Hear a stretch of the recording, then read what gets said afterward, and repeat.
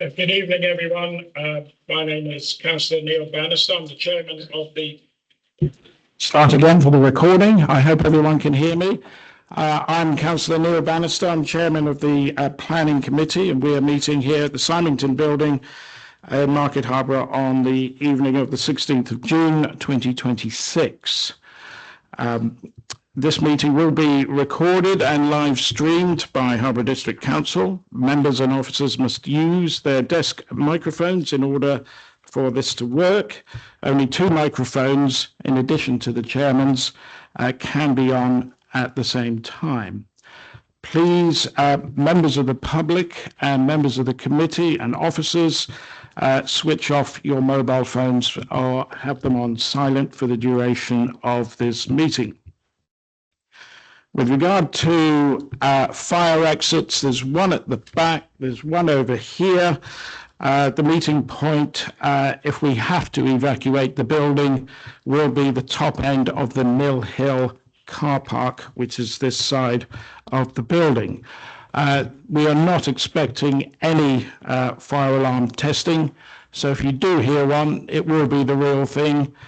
So please be as orderly as possible in the extremely unlikely event that an alarm will go and we need to evacuate.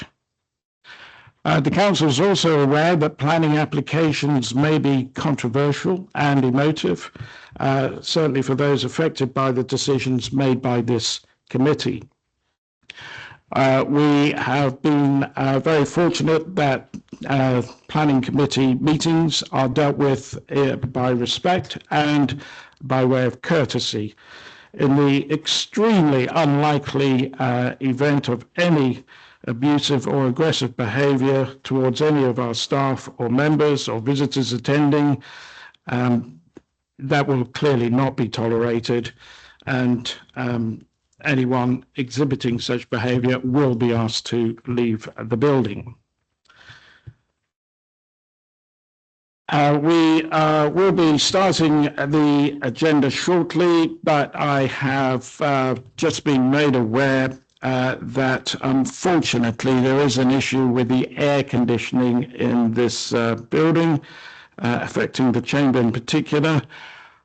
You may already be feeling the effects of us having no air conditioning. I understand an engineer has been arranged to attend and resolve the issue. We've opened some windows. Please help yourself to water during the meeting to keep cool. I thank you for your understanding, and for those that are wearing jackets, absolute no discourtesy if you should wish to remove your jacket. I know I will be removing mine very soon.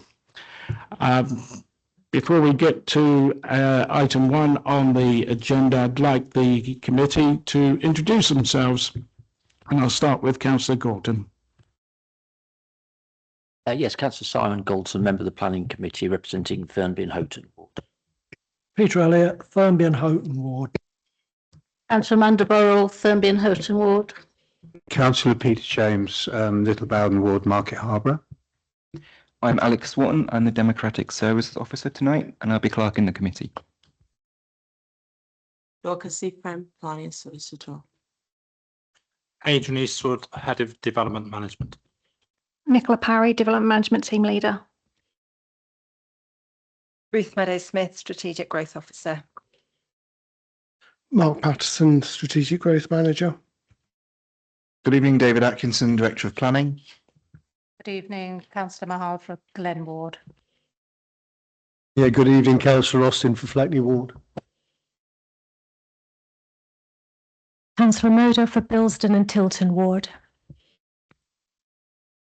Thank you, Councillor Moder. Item 1 on the agenda is to receive the apologies for committee members being absent. I've received 2 apologies. They are from Councillor Scott and Councillor Hollick. So there should be 8 of us on the committee this evening. Item 2 on the agenda, declaration of members' interests. Does any committee member have any interest in respect of any item on the agenda that they wish to declare? There are none. Thank you. Item 3 on the agenda is to receive the draft of the Planning Committee minutes when we met on the 12th of May 2026. These have previously been circulated. I appreciate that you will have all read and noted them. Does anyone have any comment before we formally accept those? Councillor James. Thank you, Chairman. Yeah, it is a comment, and it concerns the last paragraph of the minutes where I raised an issue over compliance. And I have to say that I've had a very productive meeting with the head of compliance, Michaela, and then in the future we'll be able to present information relative to new developments apart from all the other work. I feel it's quite important that we do know if we've got issues on new developments. We're going to face a lot of new development over the next few years, so the format of the reports will change slightly, and I very much appreciate that, Chairman. Thank you for that comment, Councillor James. Can I have a proposer to accept these minutes, Councillor Moder? Happy to propose it, Chair. Thank you. And Councillor Burrell to second. Thank you. Item 4 on the agenda is to note any referral up to this planning committee by the council. I understand that no items have been referred up to the planning committee by the planning committee. So we shall now move on to item 5, which is the start of the planning applications for the committee to consider. The first of those is Monument Farm, Crano Road, Hallerton, 25, oblique 01444, oblique FUL, proposal for an erection of an agricultural building and associated works to the far track and yard, part retrospective. The presenting officer, I invite Nicola Parry, Development Management Team Leader, to present this report. Thank you, Nicola. Thank you, Councillor Bannister. Good evening, members and members of the public. Just before I start the formal presentation, just want to let you know about the supplementary planning paper that you've got in front of you this evening. There's been some additional comments from the Parish Council bit that's been made, some additional comments from Historic England, and there's also been some suggested changes to the conditions. On reflection, I also want to give a verbal update on the suggested condition 8 that's within the report. Officers feel that we need to remove the words within the site, because on reflection we believe that might be unreasonable and not meet the tests. Okay. So the application site is located to the southwest of Hallerton Village on the north side of Crano Road. The application site consists of one field that rises from the road accessed via metal gates, and the applicant also owns the field to the north. So you can see that in front of you, the red site, application site, and then the blue, the remaining land that the applicant owns. Within the red line site itself is a hardcore track. There's some lighting columns, there's fencing, there's a temporary livestock shelter, and field down to grass where sheep and cattle graze. And there are also some storage containers within the blue lined area.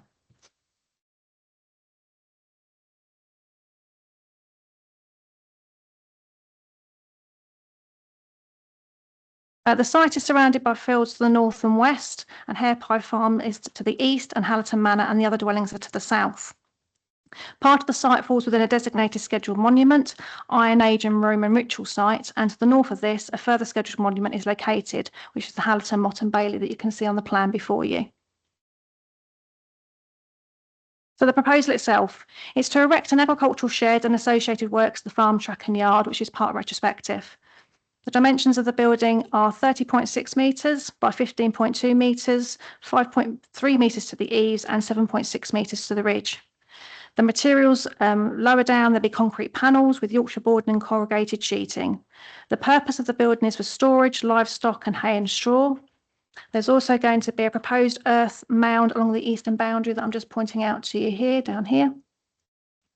And in order to account for the proposed foundation construction and in order to protect the potential below ground archaeology from being disturbed, the proposals also include raising the existing ground level.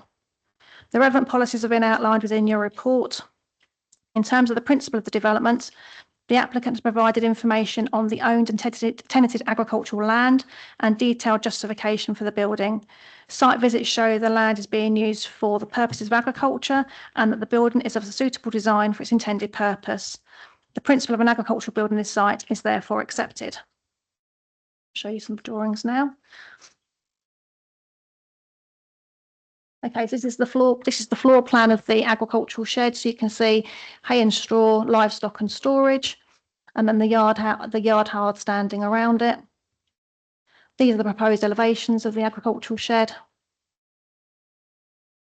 These are some cross sections that show the increase in ground level, the north elevation, the south elevation. And then down in the corner, you can see where the proposed bund cross section is, and then the fencing that's going to be and has been erected around the site. Some photographs for you now. So this is obviously looking from the site access, looking up towards the site. You can see obviously the site rises from Crano Road. This is looking towards the fencing that's been installed, compound. And then you can just see the temporary agricultural shelter that I referred to earlier. With a close-up building of that as well. This is looking back towards the access on Crano Road. You can see the cattle grid. This is looking, you can see some of the trees that the applicant has planted within the field. This is the view of the west side of the track where the enclosed yard is proposed. And this is the view of the east side of the track where the agricultural building is proposed to be sited. This isn't taken towards the applicant's blue land, looking towards the village of Hallerton and the Motte Bailey. These are some photo montages that have been taken from Gorby Road.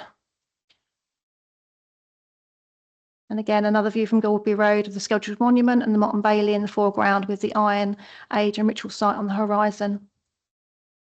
And this is the view east, south and west towards the application site and the Motte Bailey from Gorby Road from the field gate.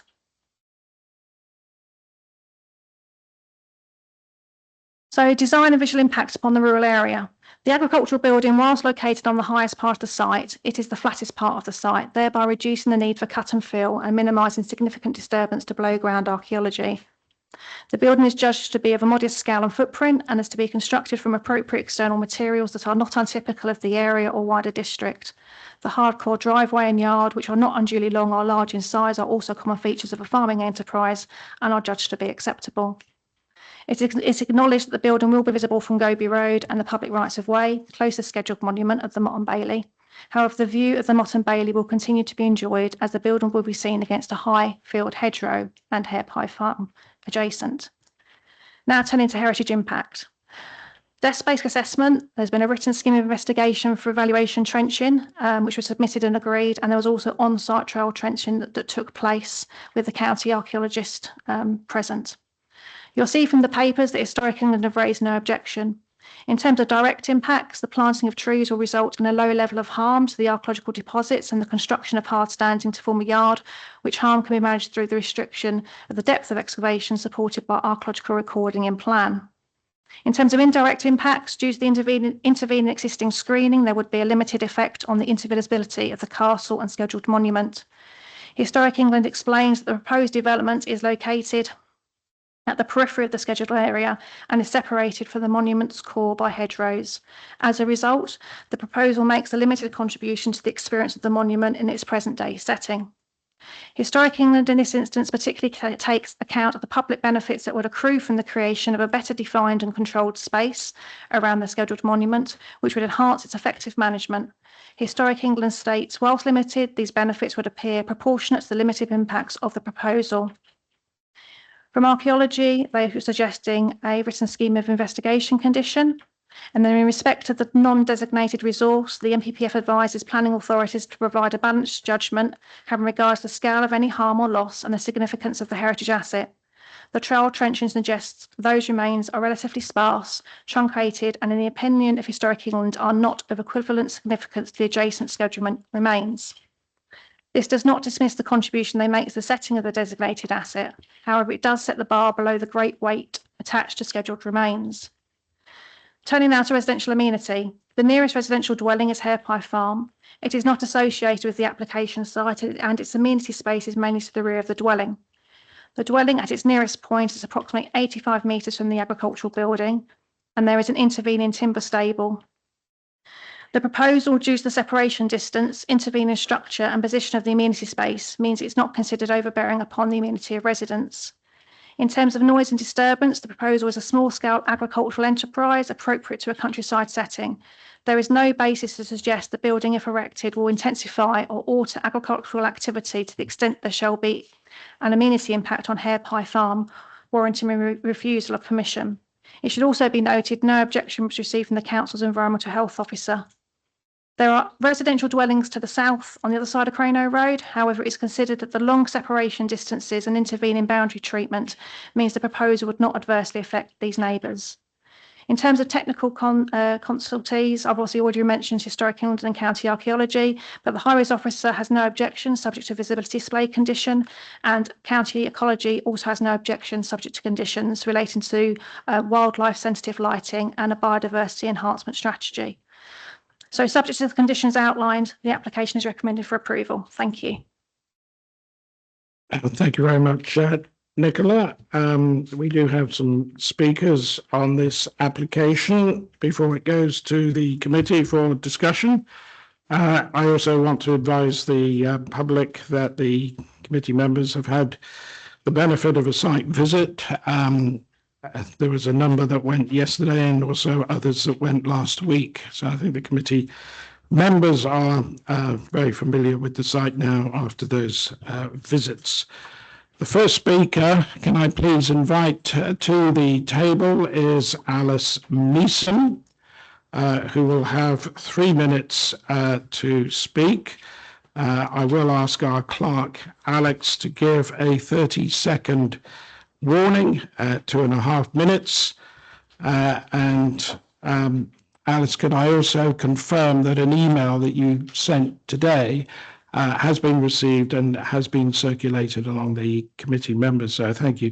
And also, could I ask you, after you have finished speaking, to remain at the table to ascertain whether or not any committee members have any questions to ask you before we call the next speaker.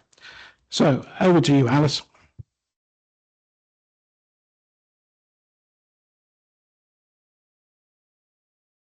My name is Alice, a neighbour. Our objections have been misrepresented as a neighbour dispute. That is not true. Criminal proceedings against Mr. Laird commenced this week for harassment and intimidation due to this proposal. Assessed on its planning merits and evidence alone, this proposal fundamentally fails. The key question is simple. Is this required for agriculture? It is not. In 2022, this council approved this very proposal at Millhouse Farm. The applicant's home, operational base that has barns, infrastructure, grazing and access to the A47 that remains valid.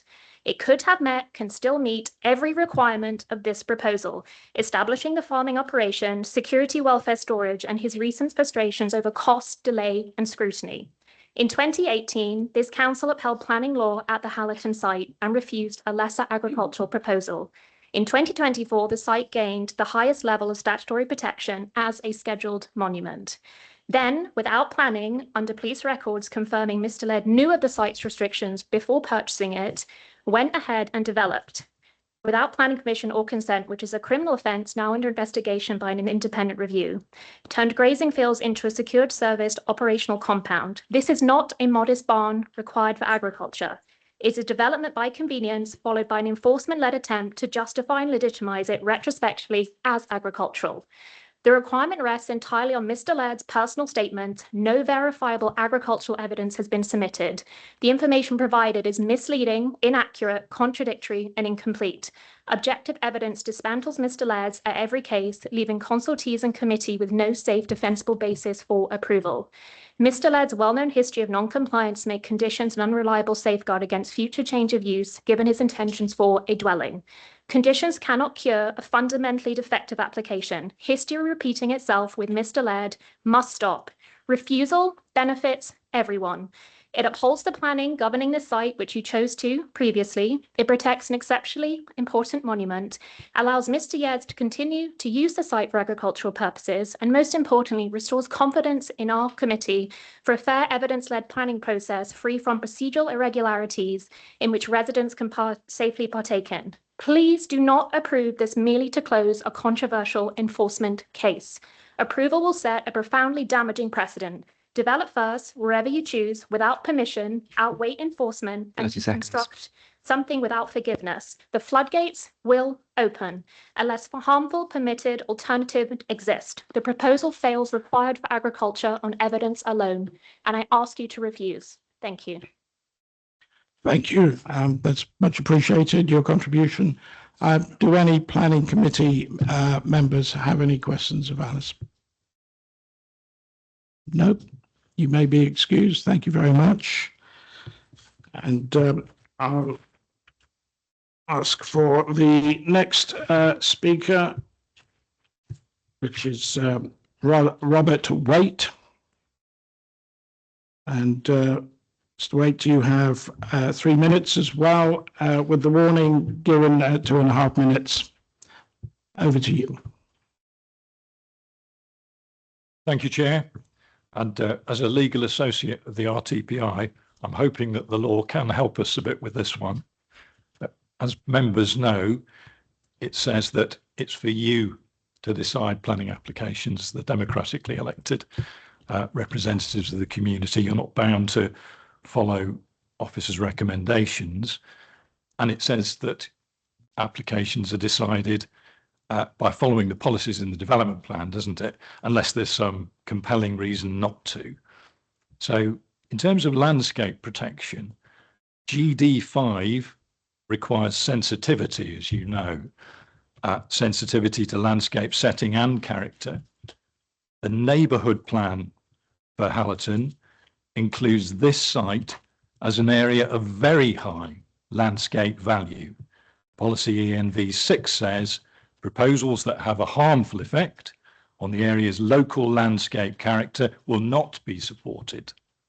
So members can see from the report, Nicola's presentation, how prominent visually this site is in landscape terms. It's described as a modest building, I think, by the officers, but its footprint is 465 square metres, isn't it? Just doing the arithmetic there. And it's effectively going to be 9 metres high, allowing for the constructed development platform that Nicola mentioned. So key landscape policies in the local plan, neighbourhood plan way against it. National policy is also against it, not least because it's completely inside the setting of a scheduled ancient monument, even encroaches into the monument itself. NPPF para 213 says monuments are assets of the highest significance and clearly requires any harm to significance, including from development within setting, to have clear and convincing justification, and any substantial harm to be wholly exceptional. So members may ask themselves, do we really have clear and convincing justification for this? There are no examples in the report of this type of development in a monument ever having been permitted elsewhere in Harbour District before. But notwithstanding all the policies, officers are advising the building is justified for agriculture. So 30 seconds left to weigh up. But if members share any of the concerns local residents have raised, 2 fields don't make a farm, this land has been farmed for decades without needing a large building. If most of the farmland this would serve is at lawned, why isn't this? Then you do have sound legal and policy reasons for refusal. Finally, Chair, if members conclude it could be justified for agriculture, then it should at least be ensured that it will only ever be used for agriculture by a planning obligation, planning conditions, at least to ensure that permitted development rights are excluded. Thank you very much. Your contribution is appreciated. Do any members of the Planning Committee have any questions of Mr. Waite? Councillor Galton. Yes, thank you, Mr. Waite, for your detailed contribution and comments you've made. Could I direct you to the Historic England's comments and ask you for your interpretation of those, please? Historic England's position, as I understand it, is that they accept that the building will affect the setting of the monument, but they don't consider that that, in their view, has the degree of weight that one might have expected it to. There are two aspects to the monument, aren't there, for members to keep in mind. There is the physical effect of what's being proposed, and they've also commented on that, as Councillor Galton has seen.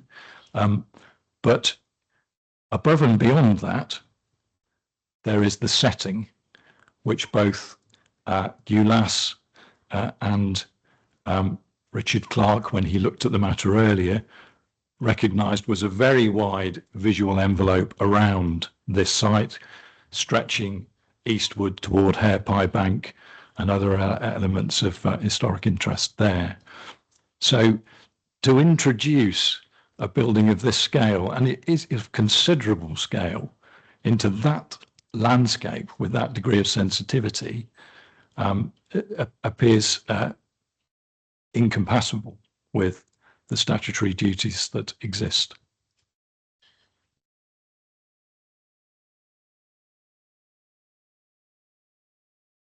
Thank you, Mr. Waite. That was really interesting. Can I just ask you what your specialism is in law? I'm a planning lawyer, and I've been a specialist in planning and related areas of law, including heritage, since 1993 when I qualified. I'm also a legal associate of the Royal Town Planning Institute. Lovely. Thank you very much. Thank you. Any other questions? I see no hands raised, so thank you very much, Mr. Waite. Thank you, Chair.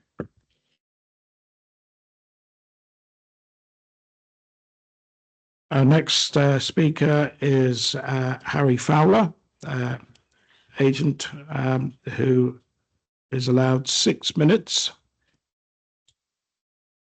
Again, Mr. Fowler, if you would be so kind as to wait after you have made your contribution for any questions from the committee, and the clerk will give you a warning after 5.5 minutes should you utilise all of your time. Thank you. Over to you, Mr. Fowler. Thank you, Chair.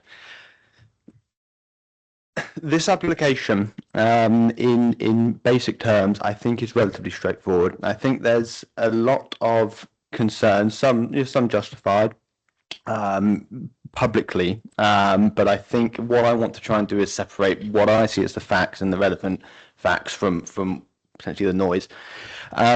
Obviously, Nicola has, in my opinion, done most of that, so I don't want to go into too much detail, but effectively, I would want to reiterate that the land is agricultural land. That is not in dispute.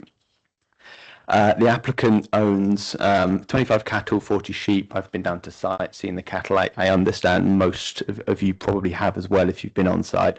They're lawfully kept on site for agricultural purposes, and ultimately the barn is there to protect the cattle, mainly in the depths of winter.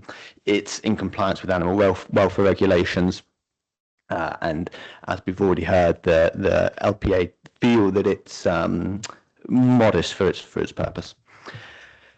Again, heritage is the key important fact in my opinion.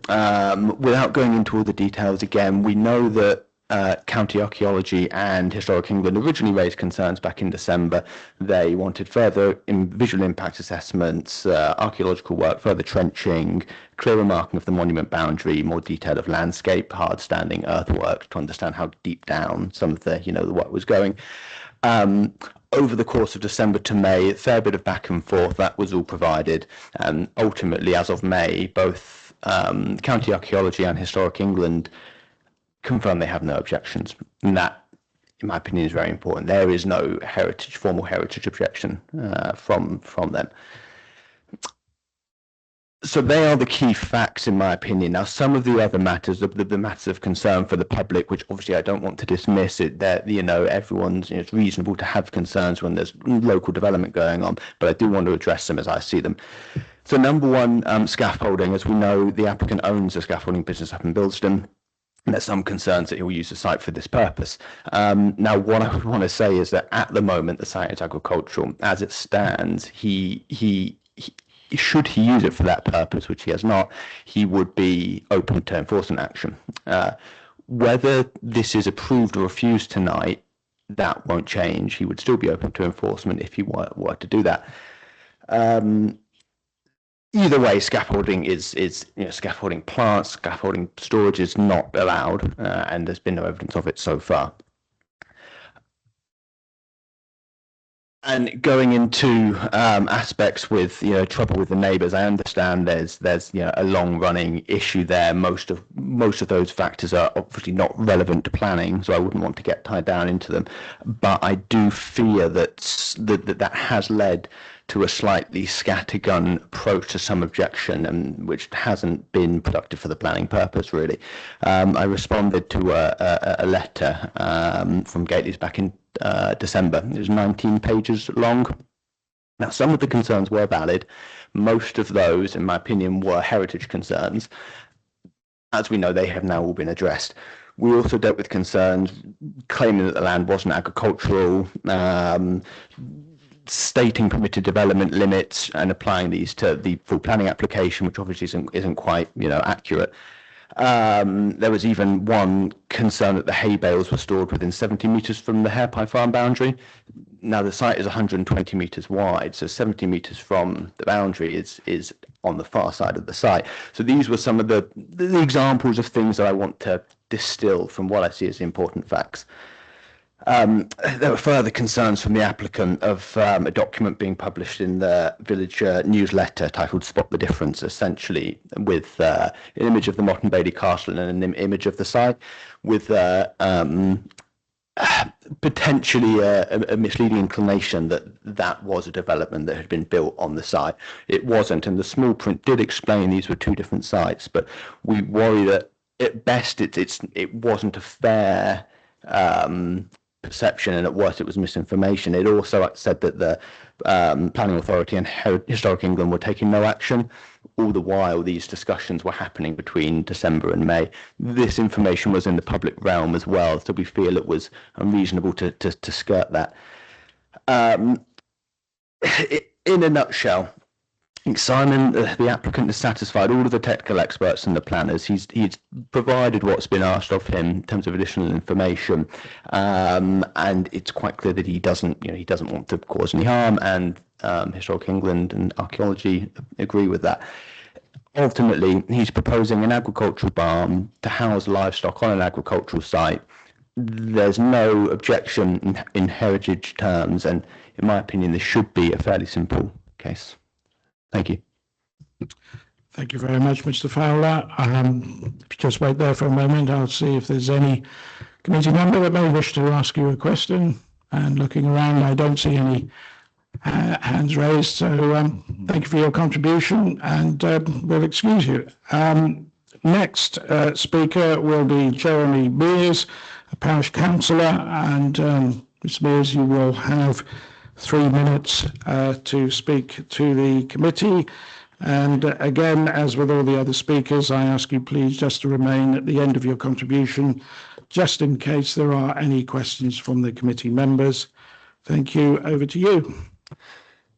Hallison Parish Council has strongly objected to every iteration of this application based on its visual impact on a historic landscape identified as nationally important in the Hallison Neighbourhood Plan, archaeological impact on a scheduled monument, and disputed agricultural need.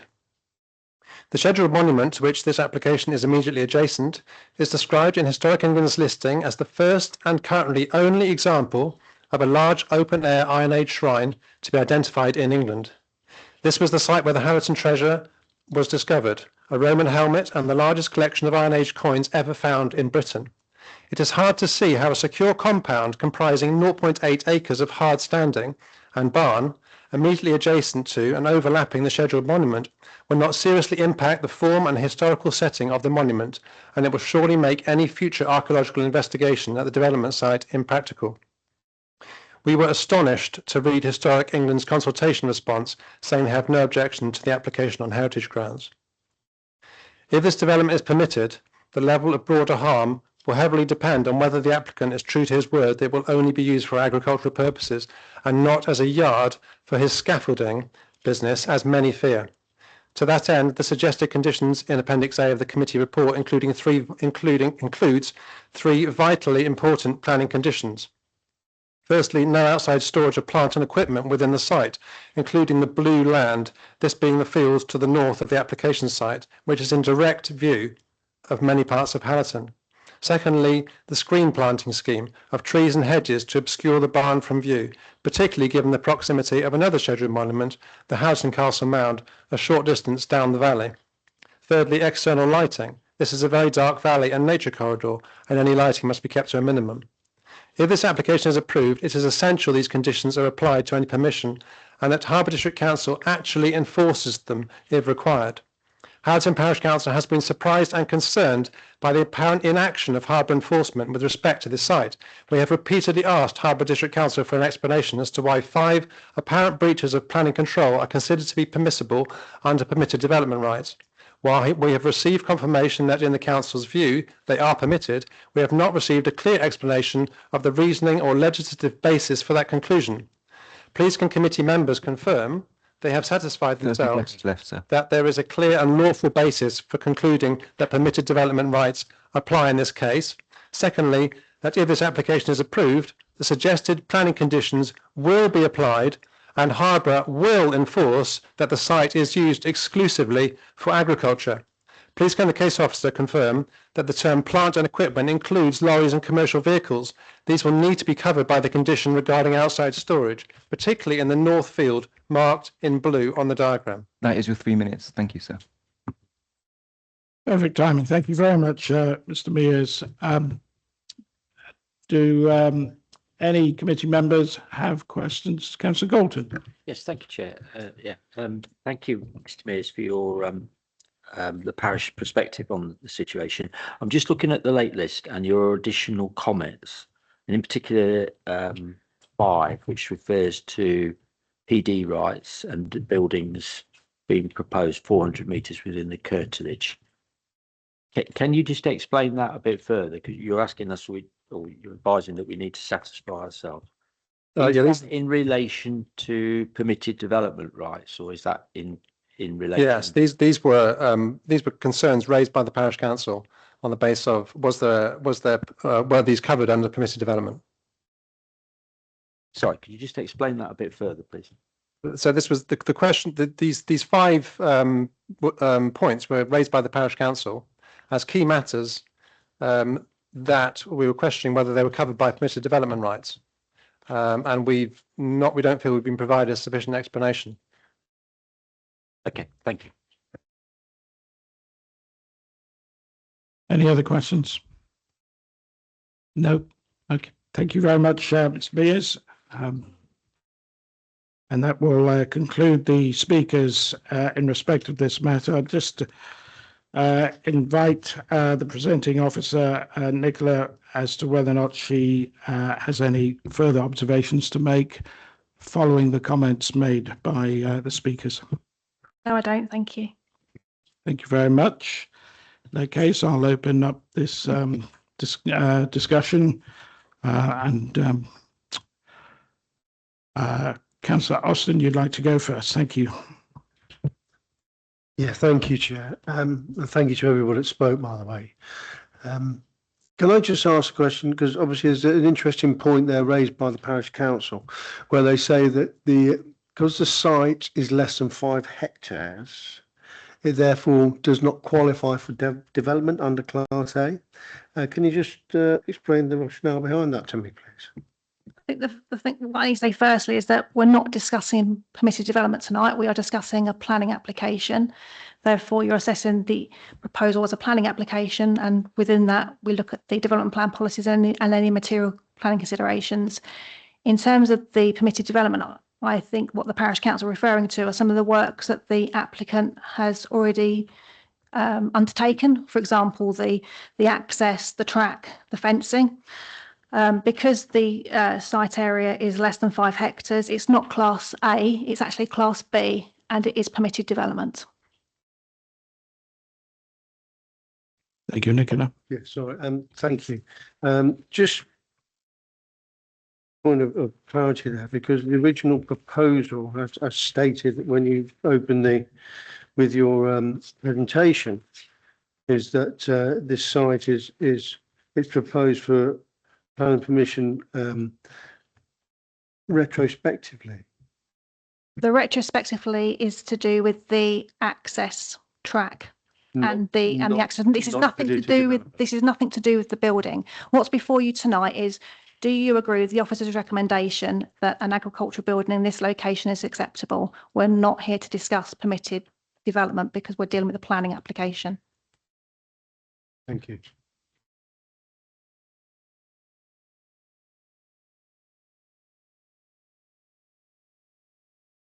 Sir James.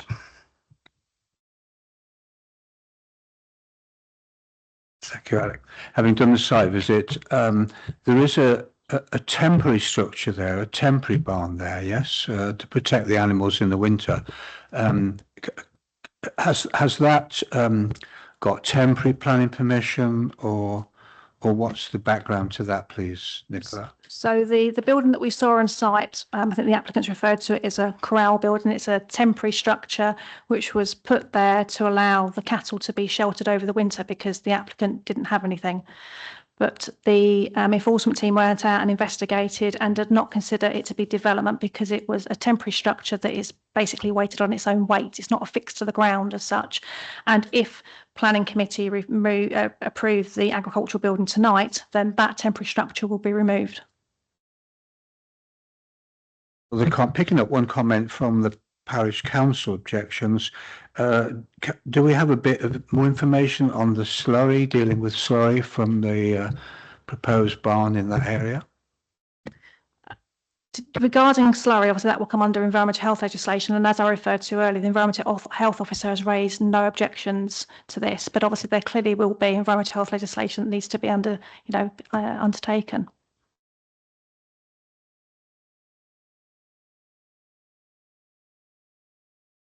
Councillor Elliott.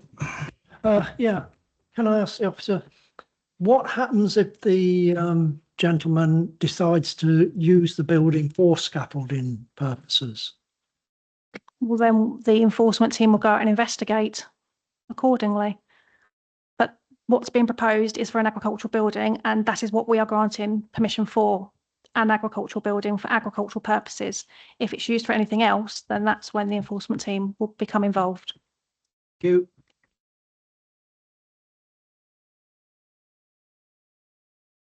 So Austin. Yeah, thank you, Chair. Just is there any history of enforcement action on this site today? Yes, there has been a lot of enforcement action on the site in terms of the enforcement team have been out regularly to investigate matters that have been raised to them by third parties, and they have not identified any material reason as to undertake enforcement action. The only one being obviously when the hard standing was put near the scheduled monument, we served a temporary stop notice, and that then led to Historic England and County Archaeology coming out to site, and a wider discussion was had about the work that had taken place.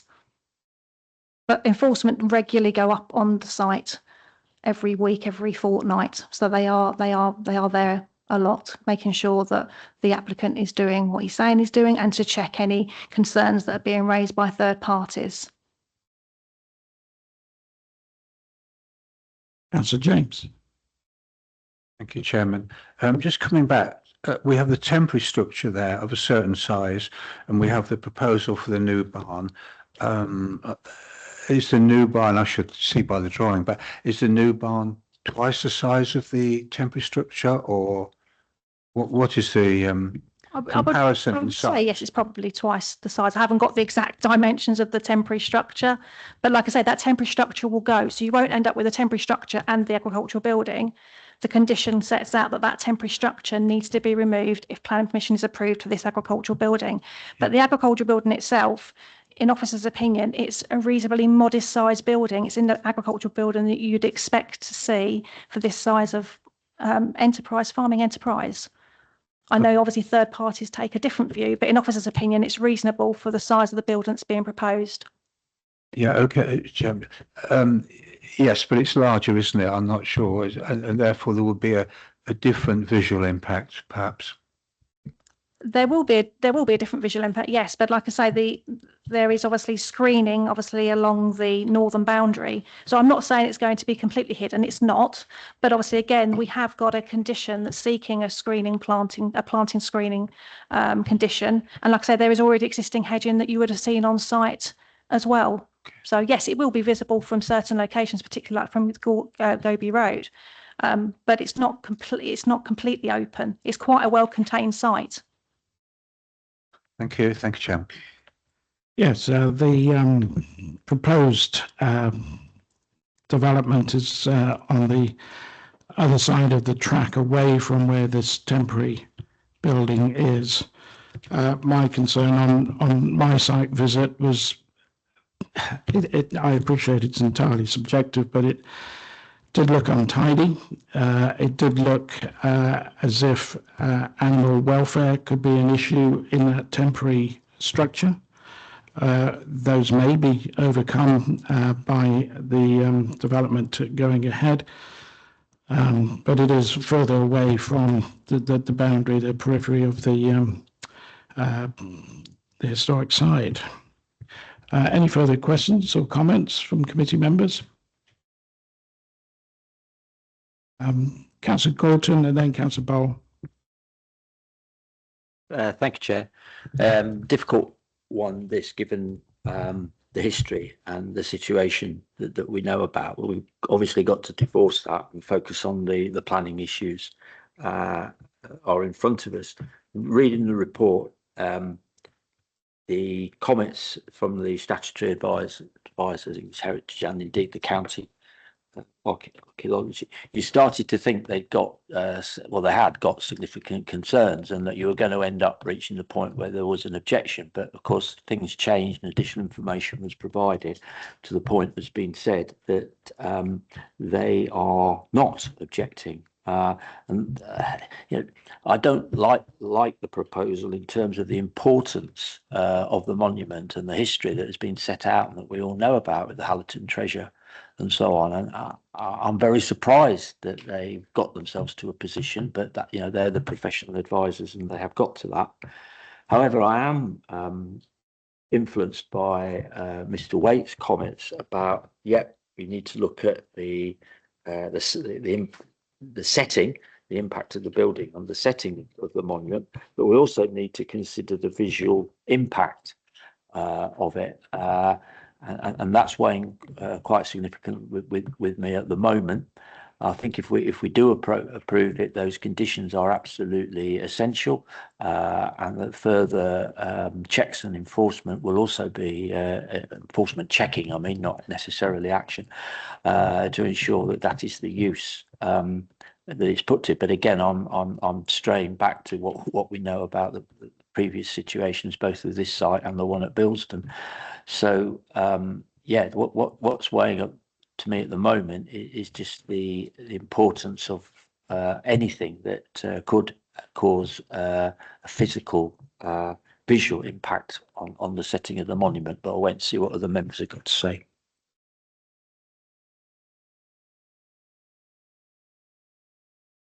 Thank you, Chair. I was on site visit yesterday, and although I was surprised by Historic England's decision that it would be less than substantial harm, when we were actually on the site, and I agree it was rather a mess, and I would expect the applicant to tidy it up if he gets permission.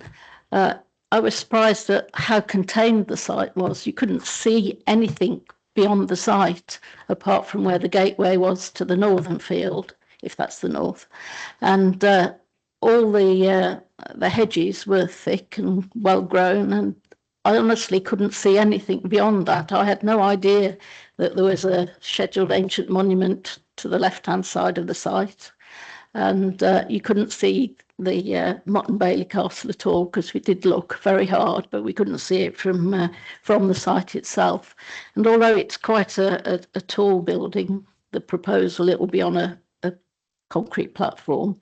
I think it is what you expect to see in the countryside, and I don't think it will really affect the setting as such, because it's very well enclosed, and especially if the screen planting is achieved as it should be.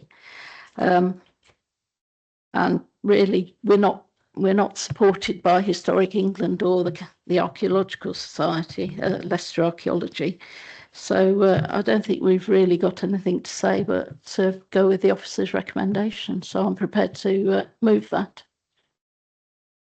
Thank you, Councillor Burrell. I take that to be a formal proposal to accept the officer's recommendation, which is to approve the application for the reasons set out in the report, subject to the conditions which are at Appendix A.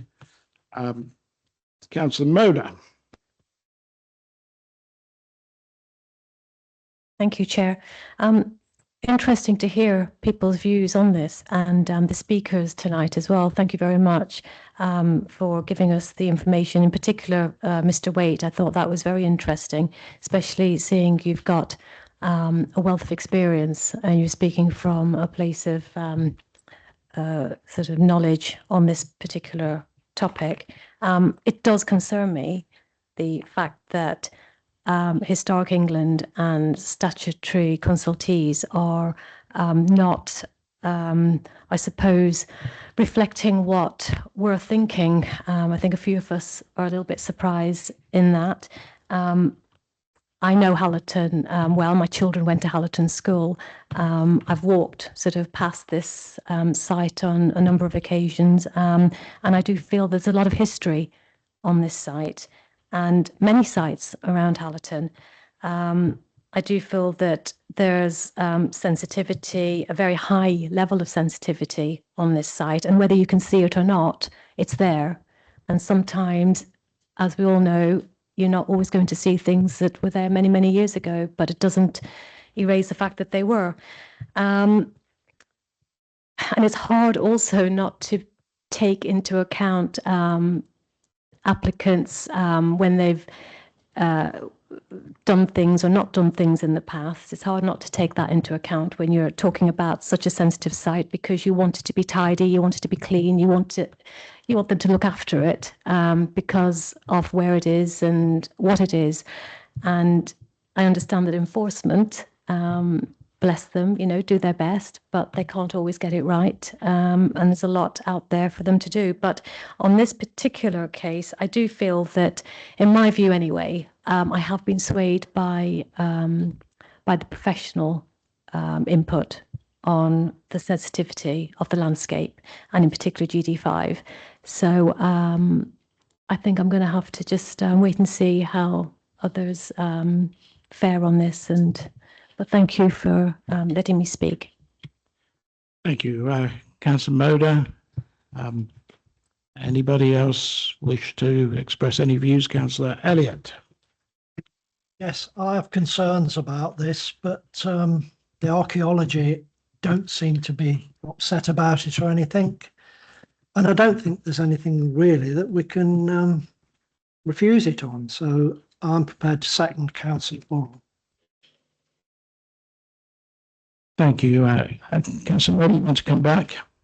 If it was to be approved tonight, Chair, I would ask that those conditions be looked at seriously. The three, the externals, no external storage, the screen planting, and the external lighting being at a minimum.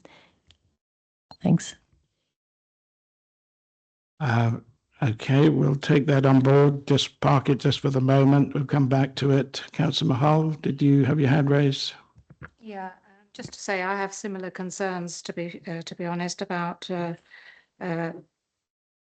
Historic England and other sort of statutory organisations that seem to think it's a good thing. I have been swayed by some of the professional advice that I've heard this evening.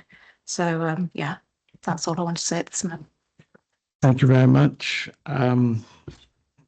Adrian, did you make a note, or Nicola, of the suggested conditions that Councillor Moda made reference to? I think there were 3 conditions that was raised directly by the parish council. So number 5, external lighting, number 6, screen planting scheme, and number 8, the outside storage, which is what I referred to at the beginning of my presentation. That I wanted to make a verbal update that I don't think it's reasonable to add the words no outside storage within the site, excepting it could go within the blue land, but not within the site. But that's obviously up for members to decide whether they want to include that wording or not. But then I also need to make you aware, as I said at the beginning of my presentation, there are 2 additional conditions on the supplementary, and also condition 5 has been amended. So it's really down to members to confirm that those conditions are acceptable and they're the ones that they wish to see. Thank you.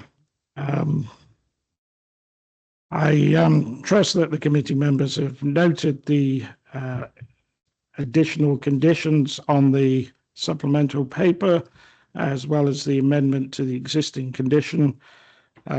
Councillor Ball, it was your proposal to accept the officer's recommendation. Do you want to take on board any of the proposed conditions raised by Councillor Moda? Yes, definitely. We need to tie it up as tight as we can. So. And that would include all 3 of those. Yeah. Does that make it clear? Yeah, that's fine. Yep. Yep. So the proposal is with those additional conditions. Councillor Elliott, you seconded, so you accept those amendments to the proposal. Thank you. Does anyone wish to add anything further before we go to the vote on this application?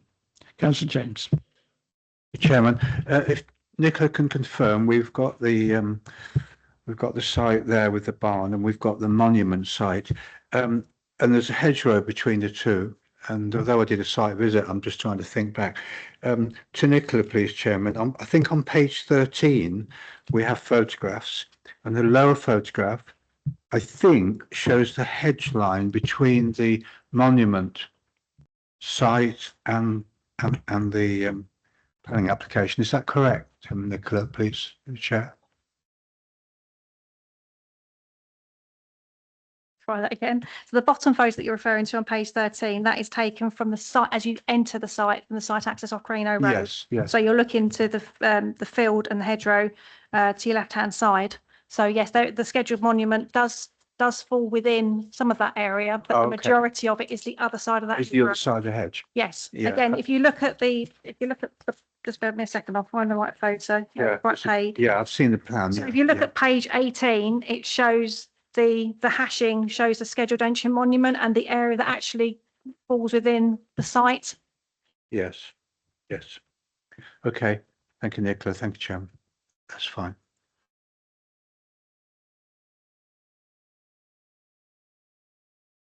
Any comeback at all? Going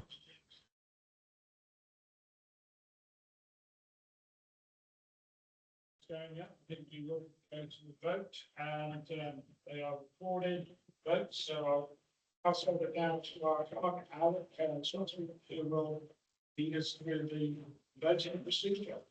Thank you, Chair. So, in accordance with the Council Constitution, as you said, a recorded vote will now be taken.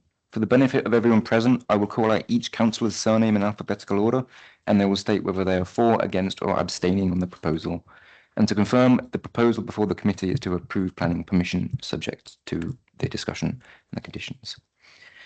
So, I'll start with Councillor Austin. Abstain. Councillor Bannister. For the proposal. Councillor Burrell. For. Councillor Elliott. For. Councillor Galton. For. Councillor James. For. Councillor Mahal. Abstain. Councillor Moda. Against.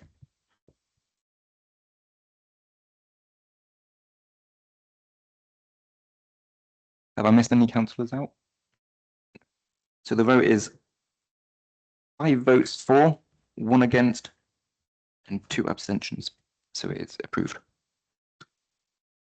Thank you, Alec. That is an application approved, subject to the amendment to the additional conditions that we have taken a note of. Can I thank everyone for your contributions? Clearly a most sensitive application and a good debate. So thank you all very much. And thank you those speakers that came and gave your valuable contributions to this. Thank you.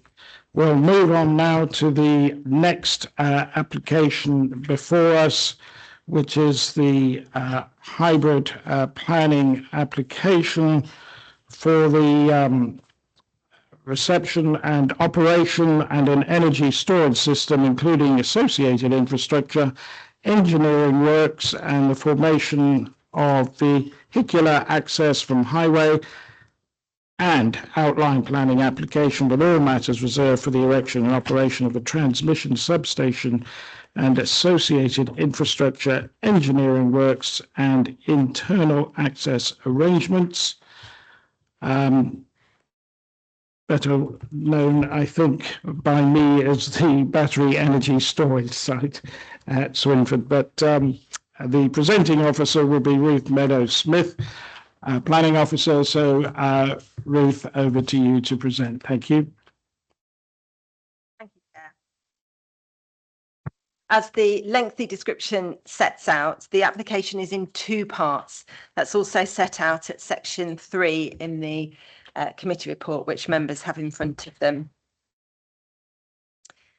So turning to the outline part of the application, it's for a transmission substation. The location is shown on the submitted site plan. You can see it's that box up in the corner, sort of up here. This is outline with all matters reserved. Indicatively, a transmission substation could look as shown here. That's the sort of elevation and a section. You can see it's an assemblage of poles and wires and sort of structures like that. Here on the slide is an aerial photograph of the transmission substation at Enderby. So you can see the kind of size of it and what it looks like, at least from the air. The transmission substation allows connection to and from the national electricity network. In this case, it's via the existing 400 kilowatt electrical line, which transverses the site. You can just see that here on the edge of the site plan. All matters are reserved, so full details of the transmission substation would come at reserved matters stage. The delivery of this would be dependent upon National Grid taking up this part of the proposal. So turning now to the full part of the application, this is for a battery energy storage system and associated infrastructure and access.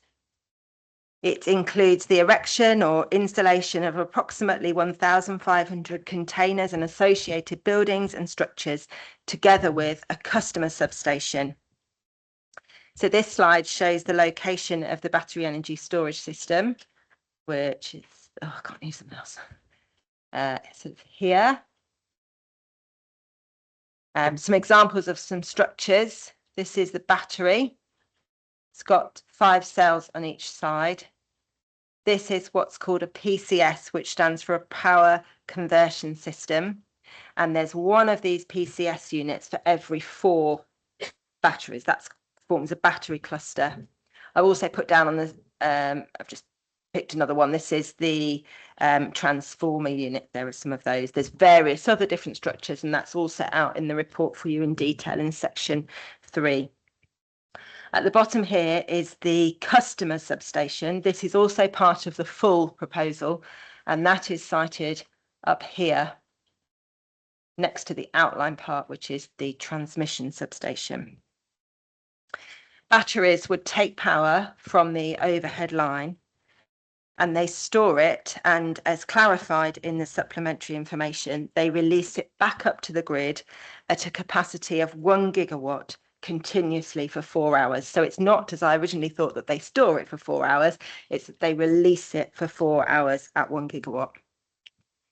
There are various structures within and adjacent to the system which convert or switch the electricity into a suitable voltage for storage or release. A 40-year temporary consent is being sought for this aspect of the proposal, after which the land will be returned to agriculture with details agreed via a decommissioning and restoration plan as set out in the conditions. In order to accommodate the batteries and their level concrete platforms on the site and to mitigate the impact of surface water displacement by the proposal, engineering operations are also proposed. This includes 3 big suds of attenuation ponds, which are the blue areas here and here and here. These are oversized to accommodate firewater. Firewater is, if there was a fire and the fire engines came, they would use water which is stored in water tanks on the site, put out the fire, that water would run off and it would be collected in the suds and elsewhere and kept there until the tanker could take it off the site. So there's no runoff of firewater into the water systems around the site. The bigger engineering operation is areas of cut and fill over the sort of southern part of the site. This is shown here on the cut and fill plan. Roughly speaking, the teal shades are areas of cut where the soil is going to be cut away, and that's explained in the rubric of the plan as approximately 99,216 cubic meters of cut. The red or orange shades are the fill, where soil is put back onto the land. That's approximately 99,268 cubic meters. So that means approximately 51 cubic meters are needed to be brought from off-site onto the site. The red line delineating the application site actually extends westwards to join the M1, and it encompasses the construction access. You can see on this slide here, this is the routing plan put in by the applicants. So the idea is that abnormal loads coming off the M1 here. That's a highways depot. It's not an actual public access, it's a highways depot off to the east side of the M1. Then they would use the rural roads in that part there to access the site. The rest of the construction traffic would come off the M1 here by the Lutterworth Junction, and then again use those roads to access into the site. National Highways have agreed for this access to be used and their network to be used for the construction traffic. It's worth saying that this is the access that was used to construct the wind turbine development, which has been successfully installed at Swinford, and you can see now on the site. So it's the same routing and the same access as has been previously approved. This image here is actually the existing access off Lutterworth Road, Swinford. So it's about here, which was used by the wind turbines. It needs some alteration that comes within the red line. So it needs to be made slightly wider to accommodate the abnormal loads coming in there. So that is part of the proposal for full planning permission. This photograph here shows where the construction access meets the site. So that is looking from that construction access sort of northwards, northeastwards across the site. This last image is a new access which is proposed. This is to the very northwestern corner of the site, and it's for emergency vehicle access only. So that's a new access that would be put in. This slide shows the proposed landscaping plan with areas of wildflower seeding, sort of roughly underneath where the 2 turbines are here. Woodland planting, substantial tree belts here and around, new hedges and individual trees. The biodiversity enhancements on the site are significantly beyond the mandatory 10% gain. The plan also shows an acoustic fence, which you can see in this darker green coloured round here. It shows an existing access blocked off. So there's an existing agricultural access here. And it's right next to a veteran tree, which I'm trying to point at there. But that's blocked off as a result of the proposals and planting made around the tree.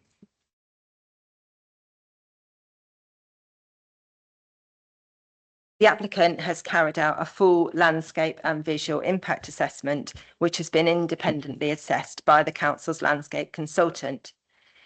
This slide shows the viewpoint judged to have the most impact. It's on the western boundary.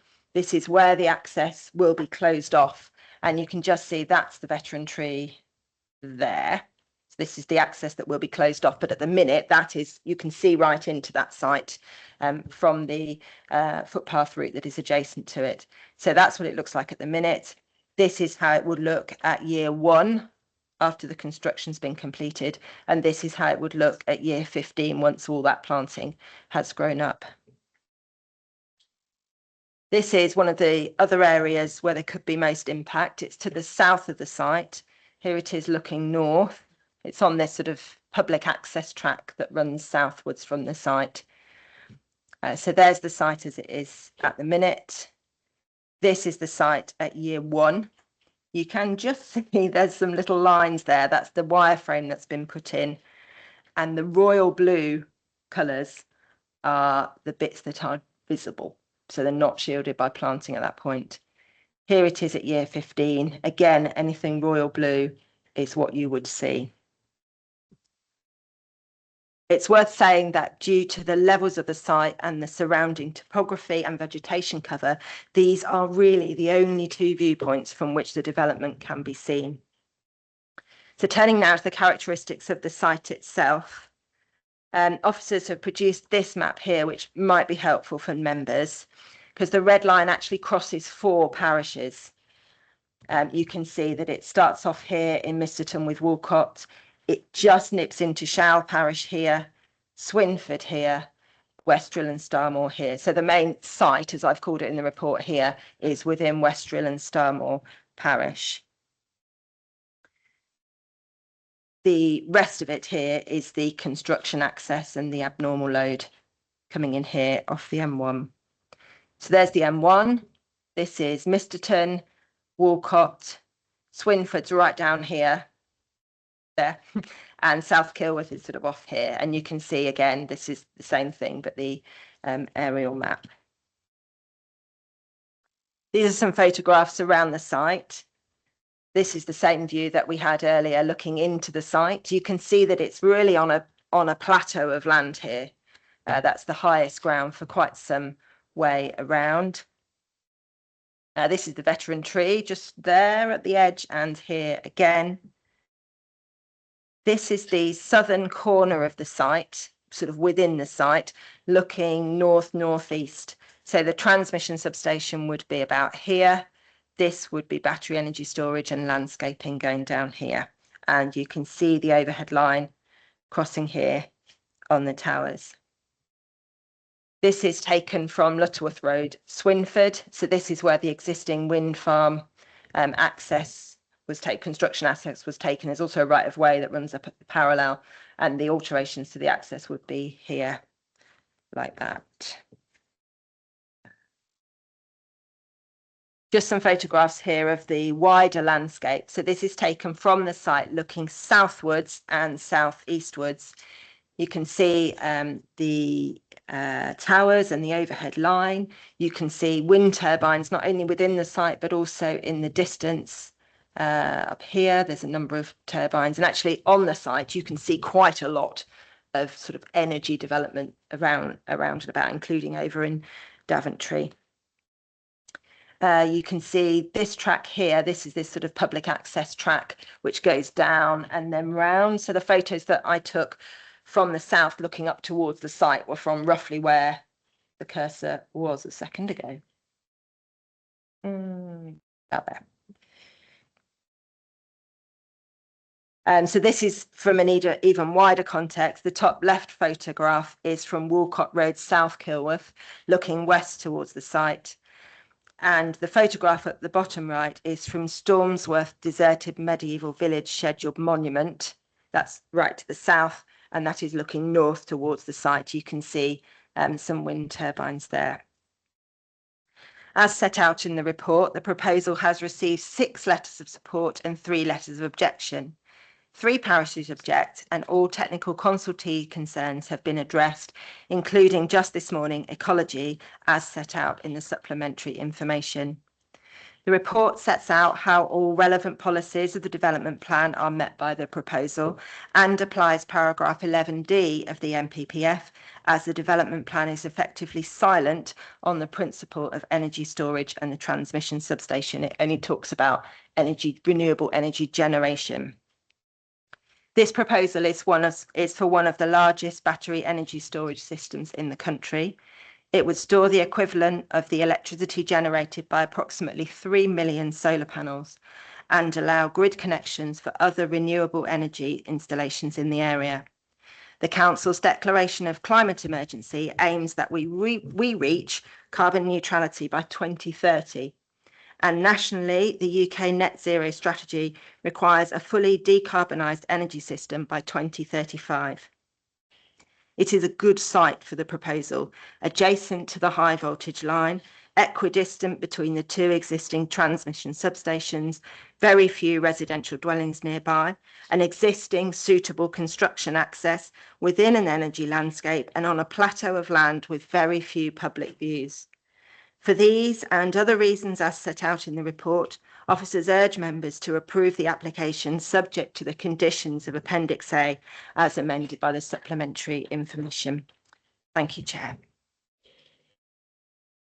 Thank you very much, Ruth. We've got one speaker in respect of this application, and that is the agent Harry Briggs, who will have 3 minutes to speak. And Mr. Briggs, if you'd be so kind, after your contribution, to remain at the table, just in case there are any questions from committee members. So the 3 minutes, with Alec giving you a warning after 2.5. Thank you.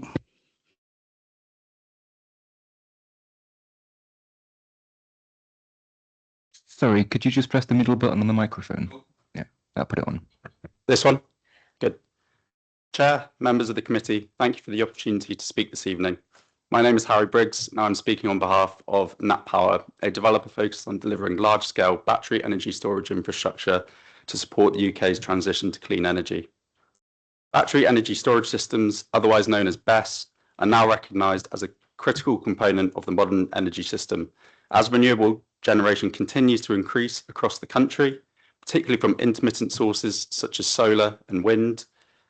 There is a growing need for infrastructure capable of storing excess electricity when generation is high and releasing it back into the grid when demand increases. This is particularly important in a location such as Harborough District, where the surrounding area already hosts wind turbines, solar generation, and nearby industrial uses.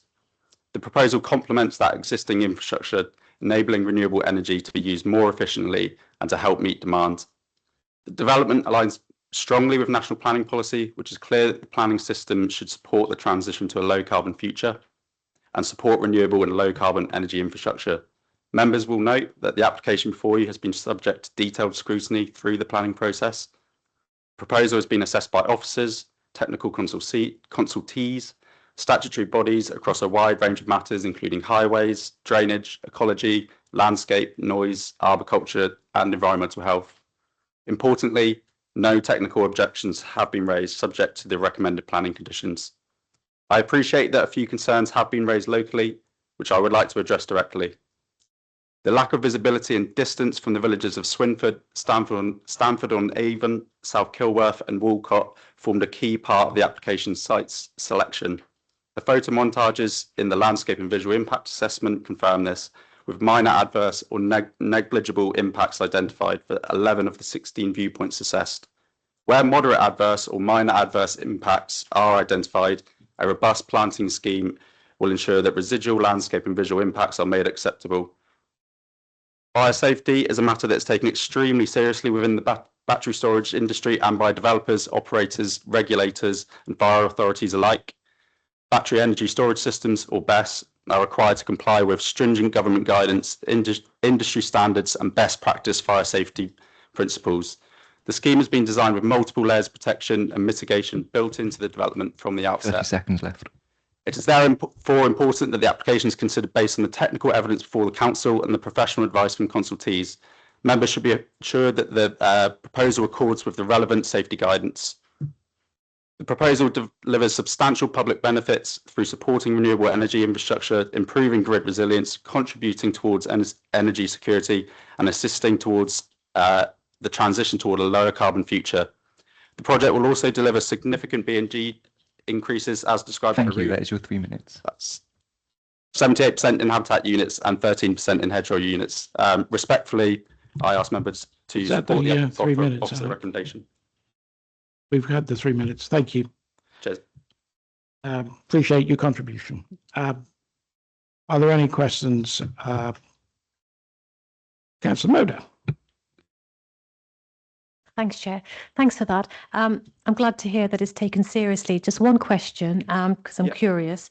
The battery's lifespan and then the disposal of the batteries, please. Thanks.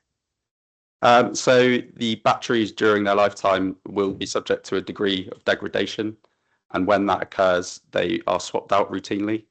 At this stage, given that we are only looking for planning permission, the end of life decommissioning has only been, we've submitted a high-level decommissioning document, but the exact processes for the recycling of the batteries is not being put together in detail. But if that's something members would like to see during the following processes, that's certainly something we can provide more detail on.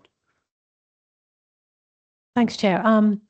Yeah, I would have thought that would be an intricate part of putting something like this together, would be the disposal after the lifespan. I mean, I'd be interested to know what happens at the end of the span of the battery. And just one other question: background noise.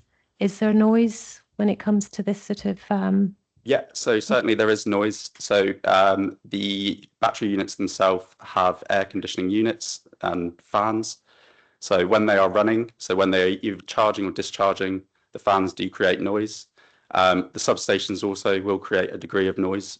We have had independent noise consultants. They have placed acoustic monitoring equipment at residential receptors in the area. And then they have simulated, they've created a noise model of what the sound would be from the development when it's operating. And then they have made sure that there would be no significant adverse effects either in the daytime or at night. So obviously in the daytime, you've got a greater level of background noise from nearby roads. And at nighttime, obviously, there's a lower kind of threshold. We have followed planning practice guidance to ensure that all of the residential receptors, there are no significant adverse effects in terms of noise. Sorry, are these lithium-ion batteries? Yes, the battery chemistry in the application is lithium-ion, which is the most widely used in the battery industry at the moment. There are other technologies which are currently less progressed and do not offer the kind of the cost effectiveness of lithium-ion, and also lithium-ion is just currently the industry standard. It's used the most widely. It's the proven technology. And are there studies, I haven't seen it in the report, but are there studies about the contamination runoff of these batteries? We have in our outline battery safety management plan, as described by Ruth, we talk about what we would do with fire water. Actually, in the case of a fire with lithium-ion, the individual units are spaced so that the fire does not spread between the units, and that any actual water used on the fire is used for boundary cooling. So that would be preventing the fire from spreading from the unit, and any fire water created is going into an attenuation future. And there's also a gravel subbase beneath the lithium-ion batteries that would make sure that it's not being discharged into any water courses. The fire water itself, there's actually within the battery units, there's containing systems. So we have a fire consultant who has put together kind of, research on this that shows from an example of a fire that happened within the UK, the actual pH of the runoff was actually okay to go into a water course But of course, it was contained and tankered off. Thank you. Thanks, Chair. Thank you very much. Councillor Austin. Yeah, thank you. Thank you for your presentation. So is there no actual water cooling in effect for these batteries? It's all air cooling, is it? They have fire suppression systems. So the fans are for keeping them so weather dependent. The fans are just making sure that they're regulated at a certain temperature. But in the case of a fire, there's many different steps of suppression. So within each battery unit, you heard Ruth say there's cells, and then beyond that, there's racks, and there's monitoring going on 24/7 to ensure that anything is suppressed immediately. There's thermal imaging cameras that are also monitoring that. So yeah, there's multiple levels of suppression going on. Yeah, what I'm looking at just to find out is, will this site require a water source, or is it self-contained within the attenuation ponds, which you'll have the there? water that would be used for any firefighting is provided on site. So across the site, I don't have the site layout on the screen, but there are 4 water tanks, and they are providing 720,000 litres of firefighting water. So when the fire services arrive, they don't need to tap into the mains water connection or anything. We have the water on site, and it should be said that the storage we provided is at least double what is suggested by the National Fire Chiefs Council. So we've made sure that we've met the suggested level, and we've gone beyond that. So, thank you. Councillor Elliott. Yes, we hear that a lot of soil's going to have to be brought into this site, and thinking that eventually the site will go back to agriculture. Where will this soil come from, and will it be clean soil? So the cut and fill plan, as you saw, is outlined at this stage. So when we get to the detailed engineering that would follow a permission, that's where I would be able to provide further comments, and the soil management plan would follow, and we would be able to give full details of where we would bring any soil needed for the site. The decommissioning plan, which I mentioned before, does give a high level view on what would happen at the end of the development. We are also committed to returning it back to its agricultural use at the end of its lifetime. That is confirmed in the document, the decommissioning report. Thank you. And Councillor James has a question.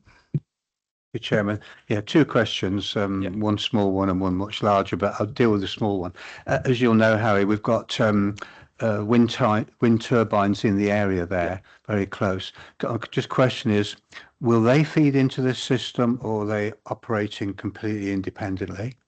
So the turbines themselves, they have their own substation, but their energy will be feeding into the transmission network. So as Ruth mentioned, we have the 400 kV transmission lines passing through the site, and the project is drawing any energy that goes into that transmission line, and it is providing storage. You would have seen in the news that some energy is having to be curtailed at places in the country because there isn't enough capacity in the grid.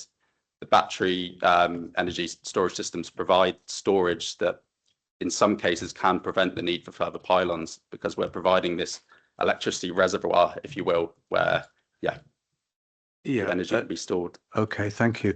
And then reading earlier in the week, before I read this report, I was reading a report that the UK's energy costs are the highest in the world. I don't know if that's correct or not. You might be able to put me right on that. So this is a huge project. I mean, we're restoring 1 gigawatt of power. That's a tremendous amount.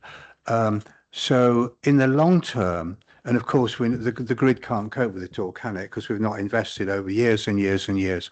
So if we're minded to approve this, do you think in the longer term that our energy costs can come down? Because they're horrendous at the moment. They're damaging business, competitiveness in business hugely.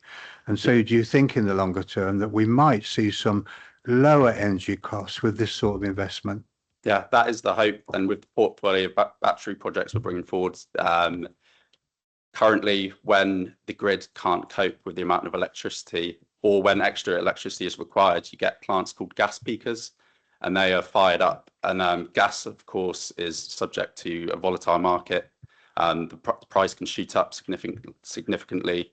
with battery projects such as this coming online, it removes the need for these gas peaker plants, and instead you're storing the electricity and you're not having to rely on gas that's basically often always foreign imports, and it's allowing us to use more renewable energy. So at the moment, a certain degree of energy is curtailed, so that will also contribute to bills hopefully coming down. That is a big part of why we're delivering this portfolio and this site in particular. Just a supplementary, is this likely to be a major strategy as an alternative to building more power stations, or or enlarging the grid in some other way? Is this an alternative to building half a dozen more power stations in the UK that will have these everywhere? This is part of the puzzle. So this can offer the degree of storage it can provide can, to an extent, prevent the need for grids upgrades. So a project of this scale, 1 gigawatt, is an enormous amount of energy that can be stored. And yes, that is part of the strategy as well. To grid upgrades, as you will have seen in the news, are seriously expensive. That's part of the reason bills need to go up, is because of grids upgrades across the country. I can't say that battery energy storage will stop any grid upgrades required, but they certainly do contribute to the whole energy system puzzle and just improving our energy security overall. Everybody will have known recently we've been subject to price shocks, and the more we can use our homegrown energy and be able to store it, the more protected we are from them, basically. Thank you very much. Thank you, Chairman. Thank you, Councillor James. Does anyone else have any questions? I've got two, if I may. One, in relation to a question that Councillor Moder asked about the lifetime of the batteries. Can you give an indication of how long these batteries are expected to last before they are degraded to such an extent that you have to replace them?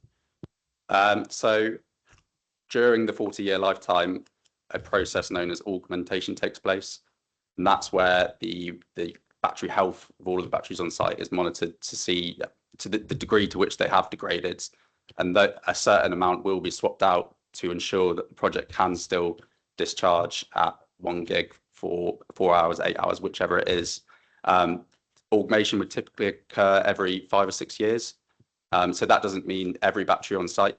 That means we are monitoring every battery on the site, and we are checking to see which ones need to be swapped out to ensure that the site is still meeting its obligation to the grid to deliver a certain level of discharge.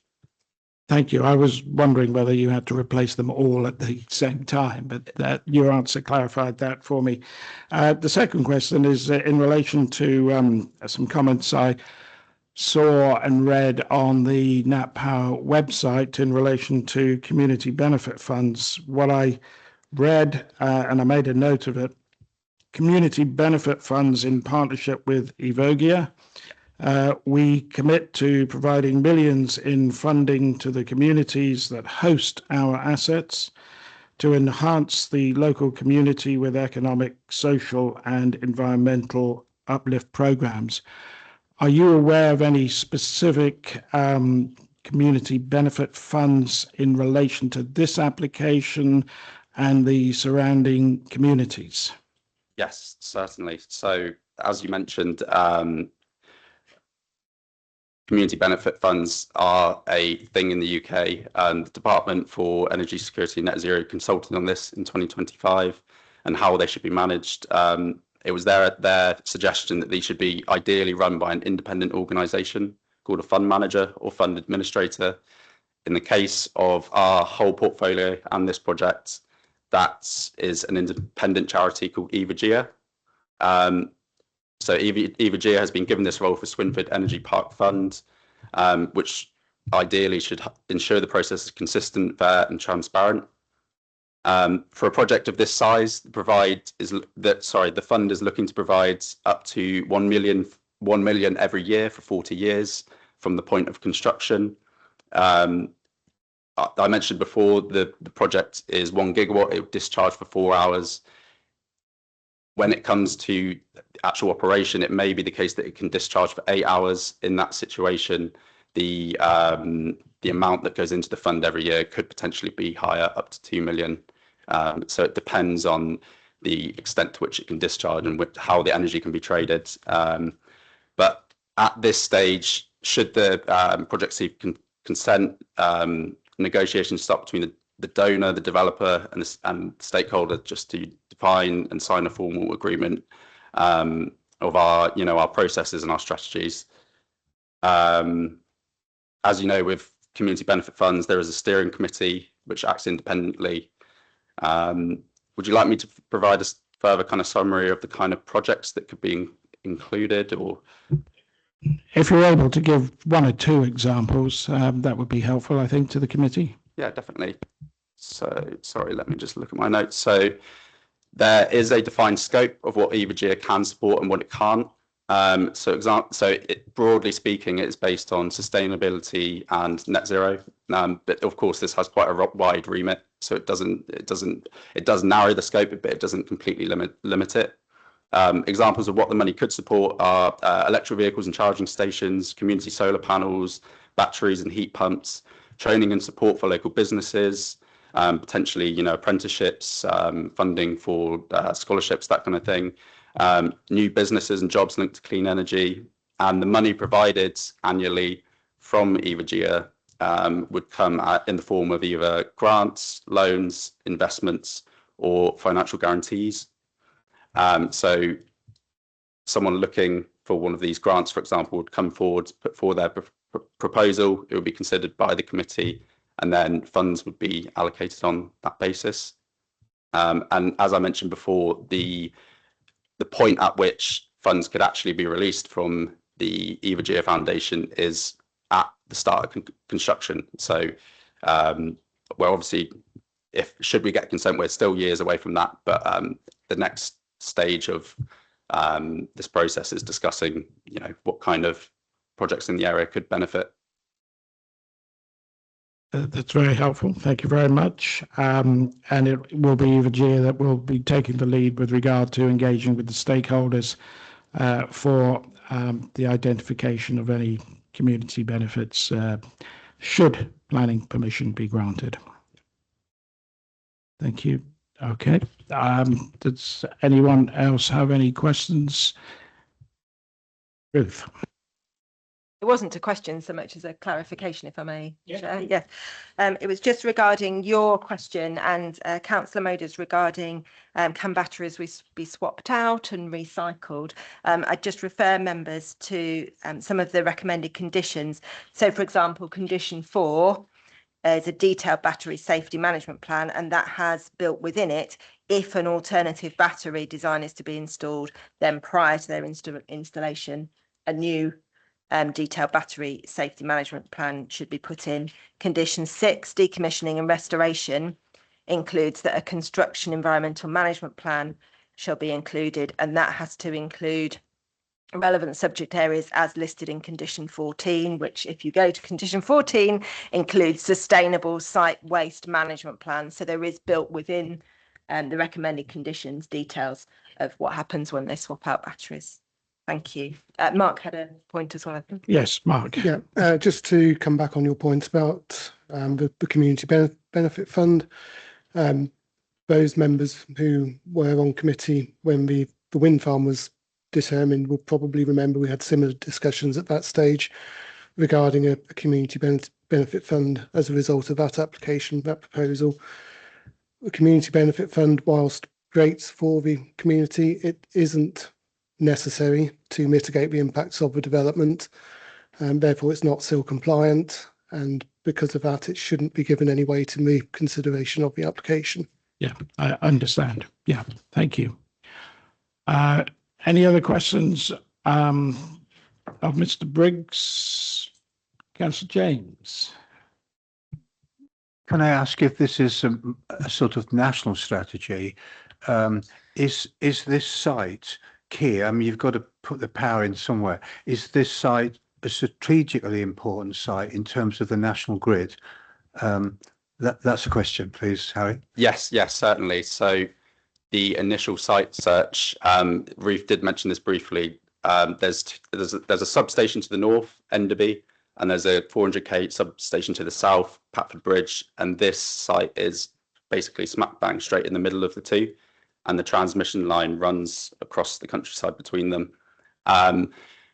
National Grid, at some point, they will be required to deliver a new transmission substation because those two to the north and the south are full without room for expansion at the moment.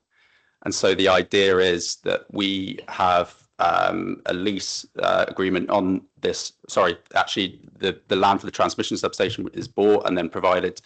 Should we get consent, we have the outline application, and it provides an option for National Grid to bring forward as a transmission substation. So the position, that's where the site search started, you could say. We were looking for locations along this transmission line, and on balance, this one, in terms of all of the effects I've talked about, you know, landscape, highways, etc., this came out as the best on balance, and it just so happened to also be directly between the two substations, which in terms of energy efficiency is exactly where you'd want it to be. Any other questions? No. Thank you very much, Mr. Briggs. I appreciate your patience in dealing with all our questions after your contribution. Thank you. Ruth, do you want to make any additional comments following on from the last few questions? No, thank you, Chair. I don't know if Mark. Yeah, just a couple of points, Chair. Just on the point that was just discussed in terms of the transmission station, members will have heard developers of other large sites talking about the issue with grid connection in terms of having solar provision on the roofs of their buildings, for instance. When they talk about the issues of getting a grid connection, this is what this element of the proposal will address. It gives that additional substation in the area whereby connections can be achieved. So that's one of the big benefits of this. It enables additional slots effectively for grid connection for developers across the area to feed into the grid in terms of providing energy to the grid as well as taking it out of the grid.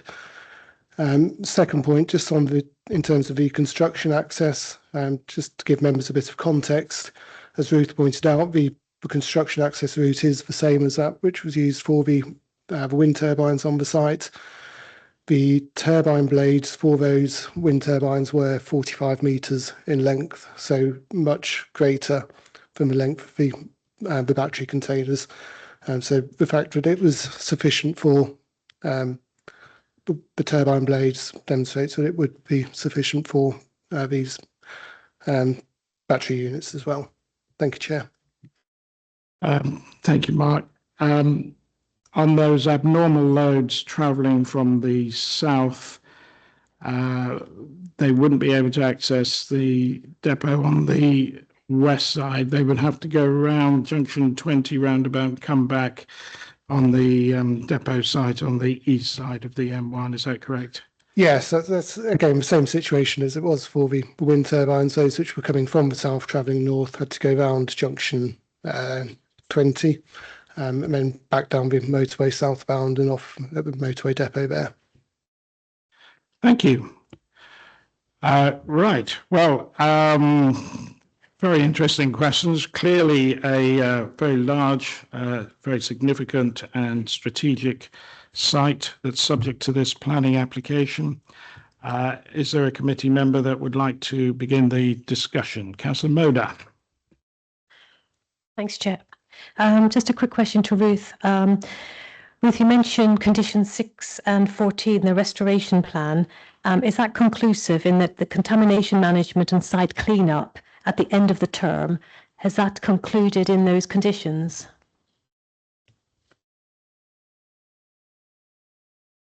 Thank you, Chair. Yes, I believe that would be it. Yes, because it's talking about the decommissioning and restoration plan, which has to include all these things, including the construction environmental management plan with the details as set out in condition 14. So I think so. Yeah, so it's conclusive. Yeah, thank you, Ruth.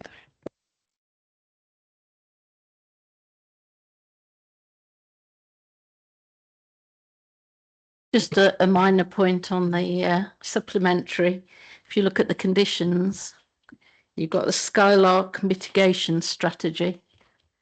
And you said it's condition 33, but in the actual report, it's 28.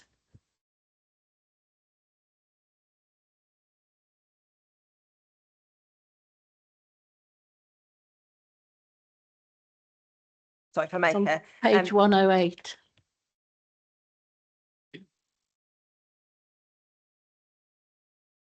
Sorry, bear with a minute. 108.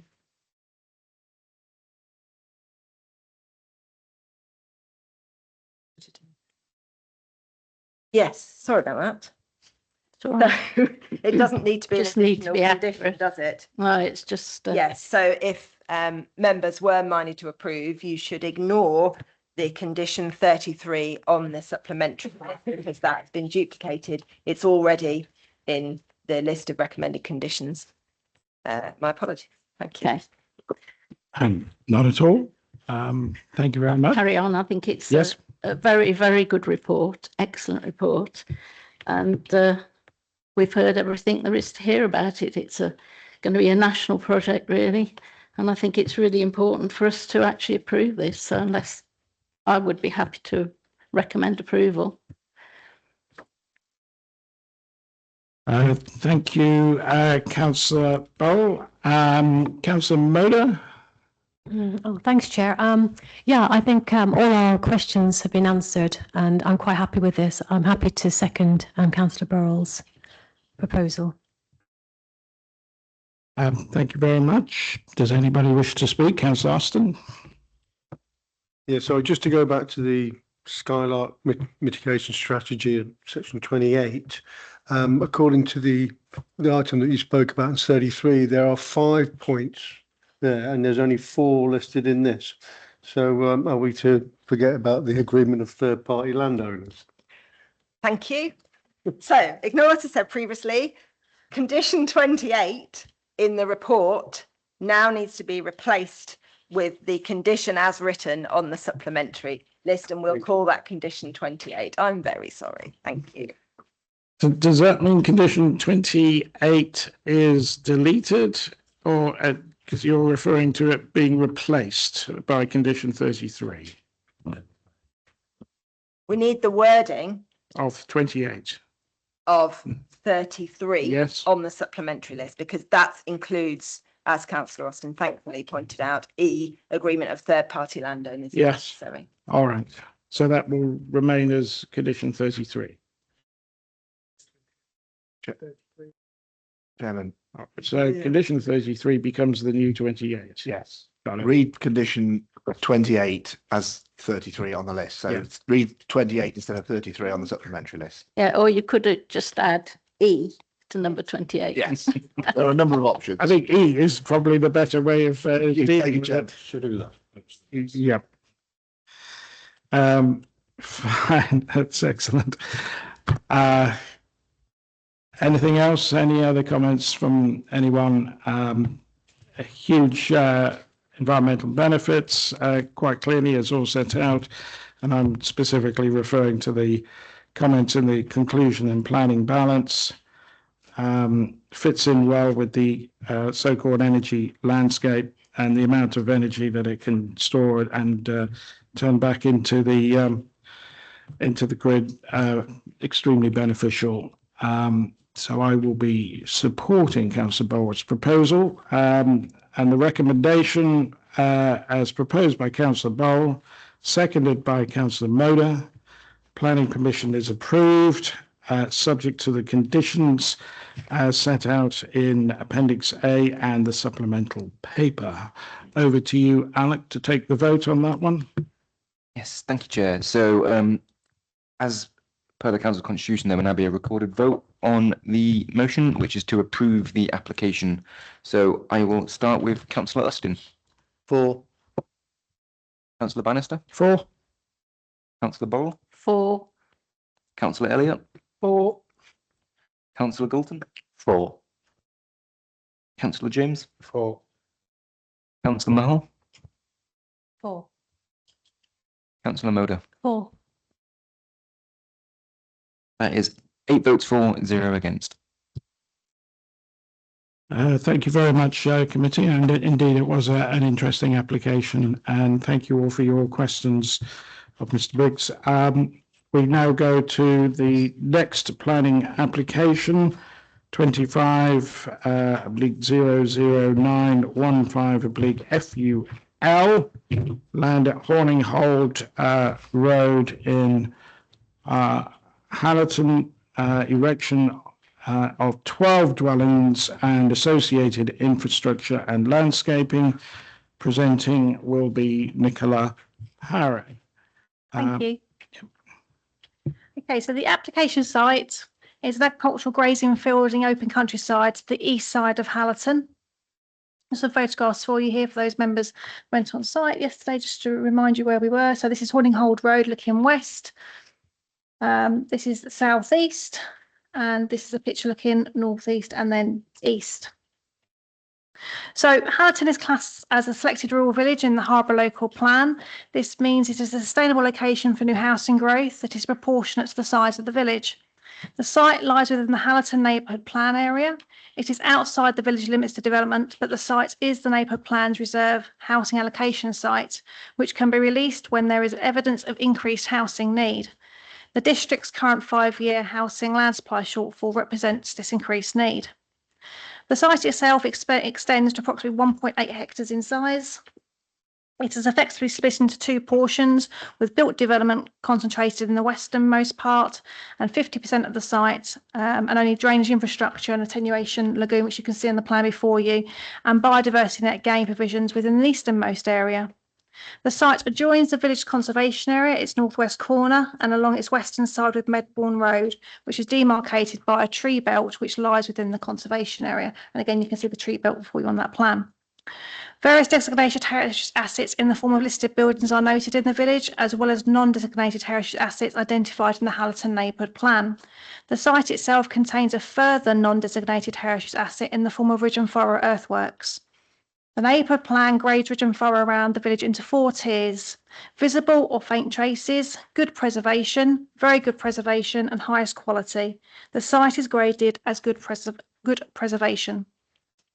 Levels fall away towards the east, and there are some open views from the countryside back across the site, including from public rights of way.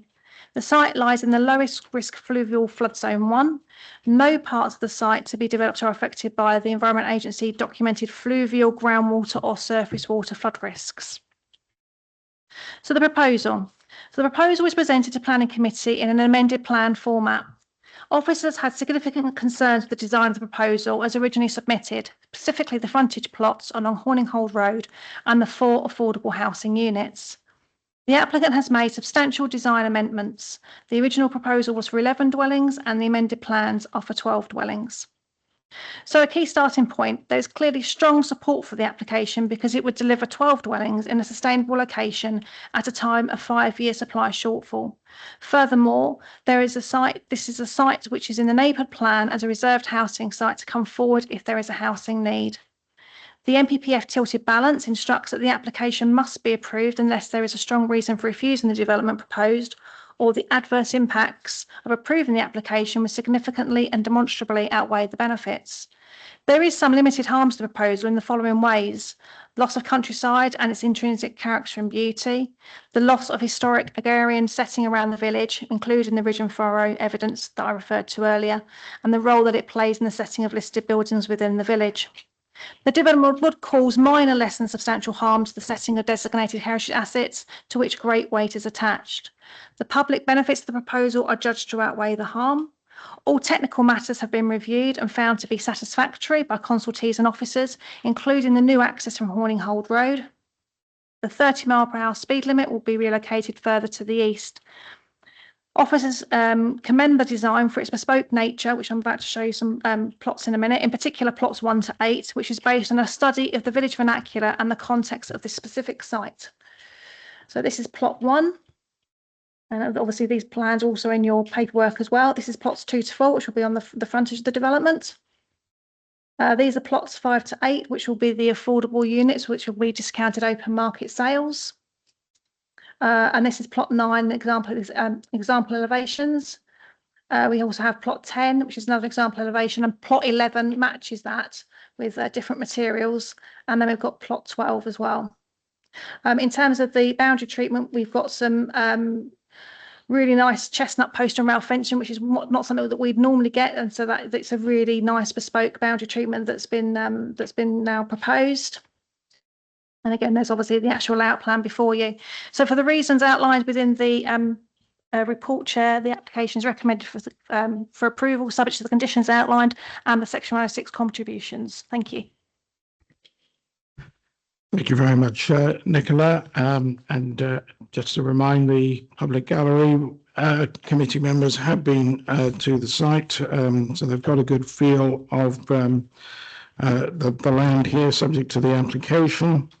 There are 5 speakers in relation to this application. The first of those is Mr. Graham Wart, who has 3 minutes to speak. Mr. Wart, there is a microphone with a button. If you could press that so that the voice is amplified, and my clerk Alec will give you a warning after 2.5 minutes that you have 30 seconds left to wrap up. So thank you, Mr. Wart. Over to you.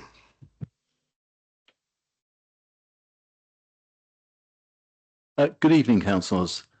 The village of Hallerton is a jewel in Leicestershire's crown. Just along the way from us is displayed the Hallerton Treasure, one of the most important Bronze Age finds in Britain. Its Motte and Bailey Castle is the finest in Leicestershire.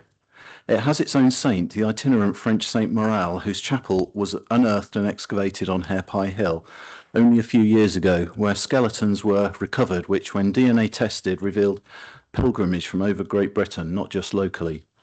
The Grade 1 listed 12th century St Michael and All Angels Church hosts displays, open days and talks each year for the Leicestershire Festival of Archaeology. The views eastward from the top of Horninghold Road, which the site fronts, are protected in the neighbourhood plan in recognition of the beauty of the rolling countryside. Your conservation officer states that the loss of the ridge and furrow is regrettable and results in the loss of a heritage asset. She states that this loss also results in harm to the Hallerton Conservation Area through the removal of this evidential feature, as well as affecting the setting of the church, which likely shared a historic, functional relationship with the surrounding landscape and ridge and furrow. Leicestershire County Council's senior archaeologist has responded to the planning application in these terms. The development of this site will destroy and fragment earthworks which are a tangible component of the historic landscape. She goes on to recommend that the loss of these significant, increasingly scarce remains is given due consideration when arriving at your decision, taking into account the harm their destruction will cause to the historic environment, citing NPPF 2024, Section 16, Paragraph 16 as authority. Hallerton has already met its local plan housing numbers requirement. For reasons beyond your control, the district has asked you to find room for thousands more houses during the current plan period. The application before you is for 12. So I ask you to consider, do you really want to destroy historic, irreplaceable landscape and the amenity of this conservation village, which has contributed so much to Harborough's and Leicestershire's history, and indeed given it nationwide recognition for that history, just to build 12 houses to contribute to that huge number that you need to find room for? And councillors, can I just emphasise the point that this development would take out a large part of the Hallerton Conservation Area east of Medbourne Road. NPPF 2024 Section 2 subsections 12 and 14b exist specifically to preserve rural communities and prevent overdevelopment such as this. The fact that this is a heritage site and that Hallerton has exceeded the 75% of houses being built within the plan period test, and that this adverse impacts of the development significantly and demonstrably outweigh the benefits, satisfy that the tilted balance lays in favour of rejection. I urge you to reject this planning application. You have sound grounds on which to do so. Thank you. Thank you, Mr. Ward. That's very interesting. Can you just remain there for a moment while we see if any planning committee members have a question for you? I don't see that they do, so thank you very much. Our next speaker is James Palfreyman. Mr. Palfreyman, you will have 3 minutes. There will be a warning after 2.5 that you have 30 seconds left. You'll see the microphone with the red button to activate at the base of the microphone. And if you wouldn't mind just remaining at the table after your contribution so we can check to see if there's any questions from committee members. Over to you, Mr. Palfreyman. Thank you. Good evening, Chair and members. My family and I lived on Horninghall Road, Hallerton, for over 40 years. The whole of this site lies outside the village development limits. It is a prominent, unspoiled, environmentally valuable rig and furrow permanent pasture field in open countryside and entirely unsuitable for development as proposed. Additionally, there can be no biodiversity net gain from ripping up historic permanent pasture and planting a few trees. The developer also proposes an awkward principal access from Horninghall Road, which would presently enter direct onto a 60 mph highway. Their solution is simply to move the speed limit sign a short distance east, so the access is within a 30 mph limited road. This does not make the access safe, and it certainly isn't. The Highways report seems to have been a desktop study, as it fails to mention that the changing gradient of Horninghall Road masks the site entrance and will result in vehicles turning in and out onto a narrow road often unseen. Visibility to the east is already poor, with a substantial downhill slope, narrowing carriageway and a dangerous blind bend just beyond Station House, all at the national speed limit. There have been a number of mostly unreported car accidents here and several pets run over, including one of our cats only last week. He was just a year old. To the west, the access sits very close to the awkward Medbourne Road junction, with bad vision displays, multiple access points and often speeding traffic. Adding a further nearby multi-user access increases danger for the whole community and other regular road users, including pedestrians, horse riders and cyclists. Horninghall Road is often dangerous right now. The proposed development will make it a whole lot worse. Additionally, there is no public or water company maintained drainage east of Medbourne Road. Site stormwater drainage is via a very long pipe system and balancing pond into a roadside field ditch, and then to highway drainage that is already at full capacity. In sustained wet weather, this system cannot cope even now. Adding further stormwater runoff increases the real risk of flooding and off-site damage, totally against standing advice within the NPPF. The adverse impact of this proposed development significantly and You have 30 seconds left, sir. outweighs any benefit as defined within the National Planning Policy Framework, and I urge you to refuse this opportunistic application. Thank you. Thank you, Mr. Palfreyman. Any committee member have a question? Councillor Austin. Yeah, good evening. Thank you for your presentation. Have you personally, or have the village personally felt the impact of the increase in traffic since obviously the new houses built down the Medbourne Road have gone in, which is just obviously just to the west of this proposed development? I think the answer to that has to be yes. You have to bear in mind that this, although it is a relatively minor road, is actually one of the main roads to Uppingham. It carries quite a lot of traffic. And certainly when the A47, which is the principal highway, when that is actually blocked, then all the traffic is routed down Horninghall Road. So in answer to your question, definitely, without a shadow of a doubt.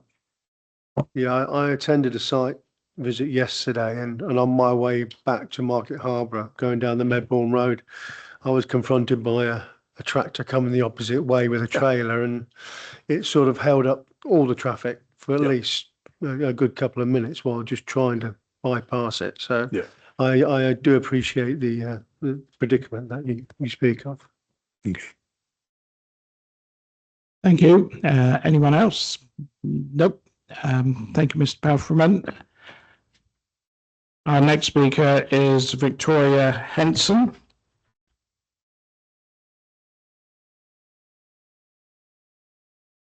And again, you'll have 3 minutes to speak, with the warning after 2.5 that you have 30 seconds left. And again, if you would be so kind as to remain at the table after your contribution, just in case there's some questions for you. So over to you, Victoria. Thank you. Good evening, councillors. My name's Victoria Henson and I live in Hallerton. And here follows 3 further objections to this application.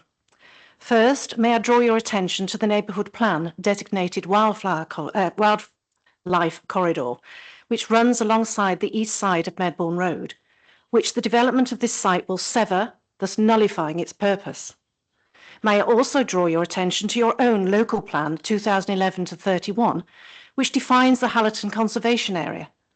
The purpose of conservation is to conserve, not to build on. Comparing the development's plan with the CAP shows that all but 4 of the proposed houses, either wholly or partially, together with most of the Spine Road and car parking, removes a quarter of this designated conservation area. Secondly, we respectfully contest the conclusion that the Highways Agency reached. Local knowledge is always better informed. Horninghole Road is a narrow country lane on a decline with a difficult left-hand dip in the road. Their proposal to reposition the 30-mile-an-hour sign will not address the problem of the clear sight lines or with reoccurring speeding traffic that exceeds this limit frequently. The Highway Zone Traffic Survey carried out in June 25 records speeds of up to some 20% above this designated speed limit, and there has been 1 serious and slight collision recorded within the past 5 years.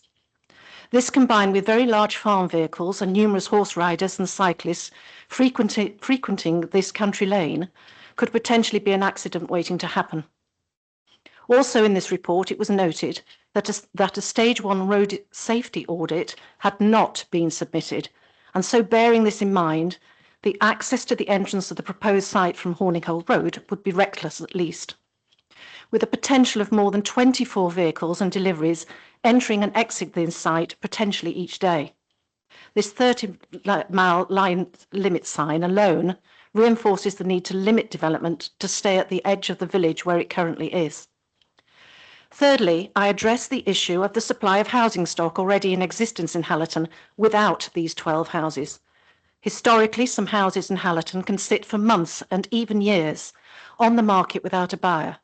Not only old historical properties, but also new built homes of varying sizes. 30 seconds left. I would also like to mention that there are 16 dwellings available through the HIST charity in Hallerton that are frequently available to rent. There is no evidence of a shortage of supply to housing in Hallerton, and there appears to be an over-provision based on the rate of sales.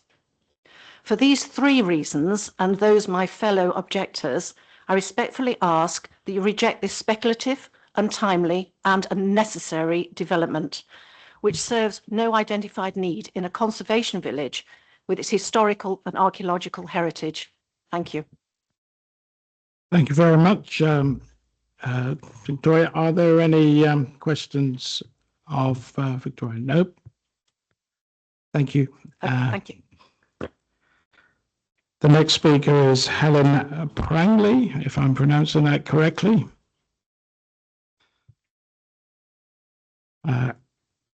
Helen represents the agent here, and she is allocated up to 9 minutes to speak. You don't have to use all 9 minutes, but if you do, you will get a warning after 8.5 that you only have 30 seconds left. Okay, we don't need to worry about that. Thank you. Over to you then. Thank you, Chair. I'm representing Langton Homes. Thank you for giving me the opportunity to speak this evening and to leave off my jacket. I'm very grateful for. Langton Homes is a local family business committed to building high quality homes built to stand the test of time and with an eye for fine detail, which hopefully you'll see on these plans. The application site is located on the edge of Hallerton, a sustainable selected rural village. The application before you this evening is a full application for 12 homes, which means it is capable of coming forward quickly to enable it to contribute towards the council's housing supply. It's been subject to detailed discussions with the case officer, resulting in amendments to ensure that the best scheme for the site is put forward to you today. It is designated a reserve allocation in the Hallerton Neighbourhood Plan, which was made on the 11th of June 2021 and is now just a little over 5 years old. Given that the council cannot demonstrate a 5-year housing supply, Bringing forward this site now is exactly what this allocation was designed to do. The neighbourhood plan policy for the reserve allocation to come forward sets out policy requirements for the site. It requires the number of dwellings on site to be around 11. Following amendments, it is 12. It requires that the proposal provides for a mix of housing to meet local needs and for 4-bed or larger properties to be subservient in number. It's designed to be built in different characters areas as required by the policy and to a high quality of design, which hopefully you can see from those plans it is. The proposal comprises 5 2-bed properties, 4 3-bed properties, 2 4-bed properties and 1 5-bed property.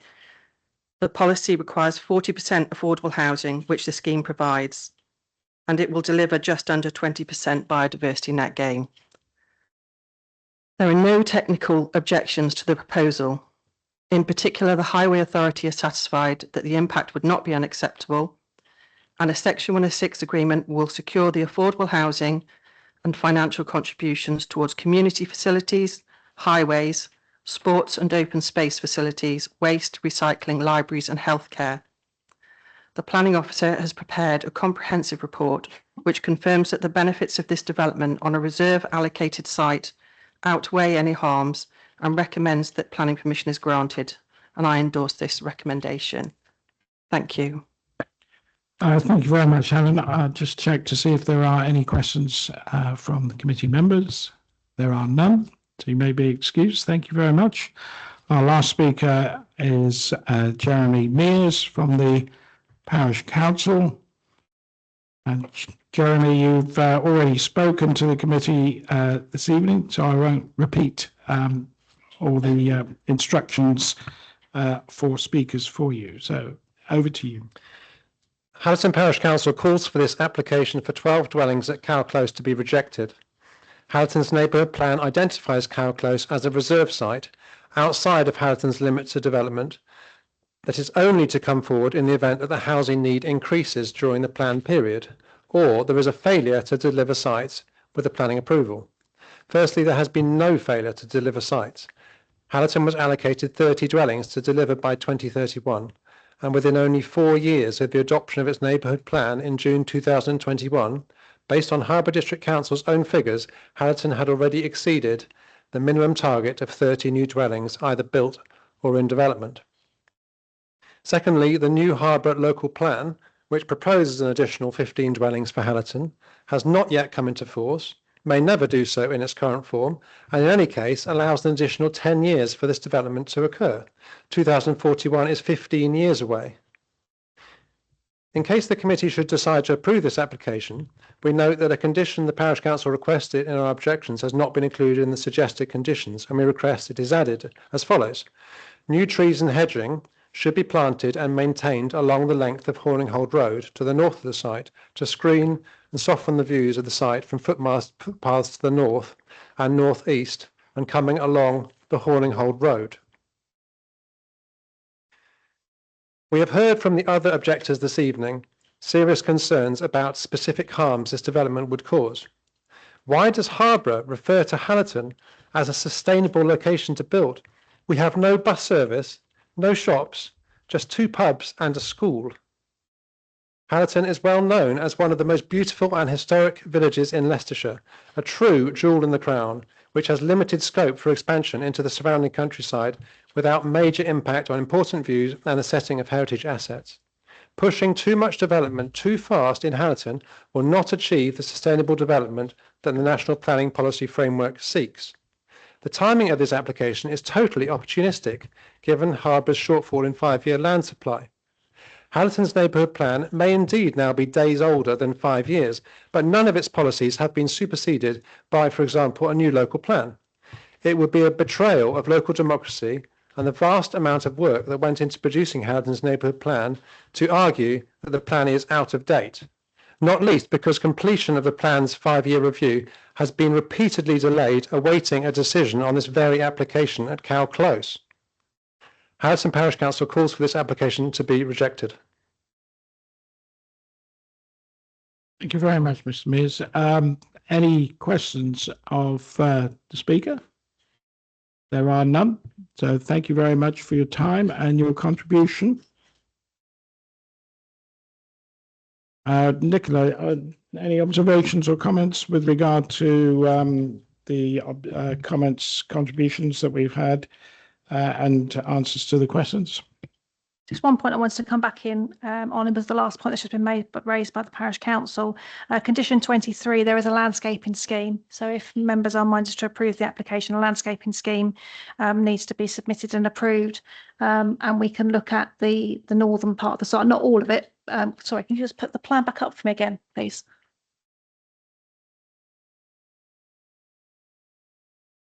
So I hope my cursor's working. So hopefully we could obviously ensure that the retention of this northern part of the plant can come forward as part of that landscaping scheme. But here, obviously, the main plant in here obviously will be removed, obviously to provide the appropriate visibility space for the access, but also in the context of the design of how these buildings have been built. So yes, we can include something within the landscaping scheme to what the parish council are seeking, but not for the whole part of the site. Thank you.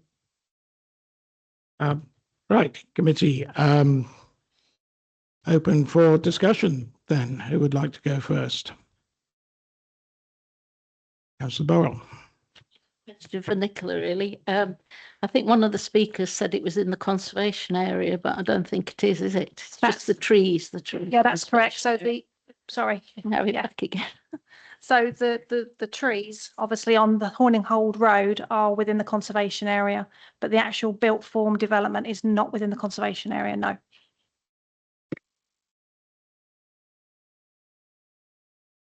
Councillor James. Thank you, Chairman. Question to Nicola. How does this sit with the new local plan?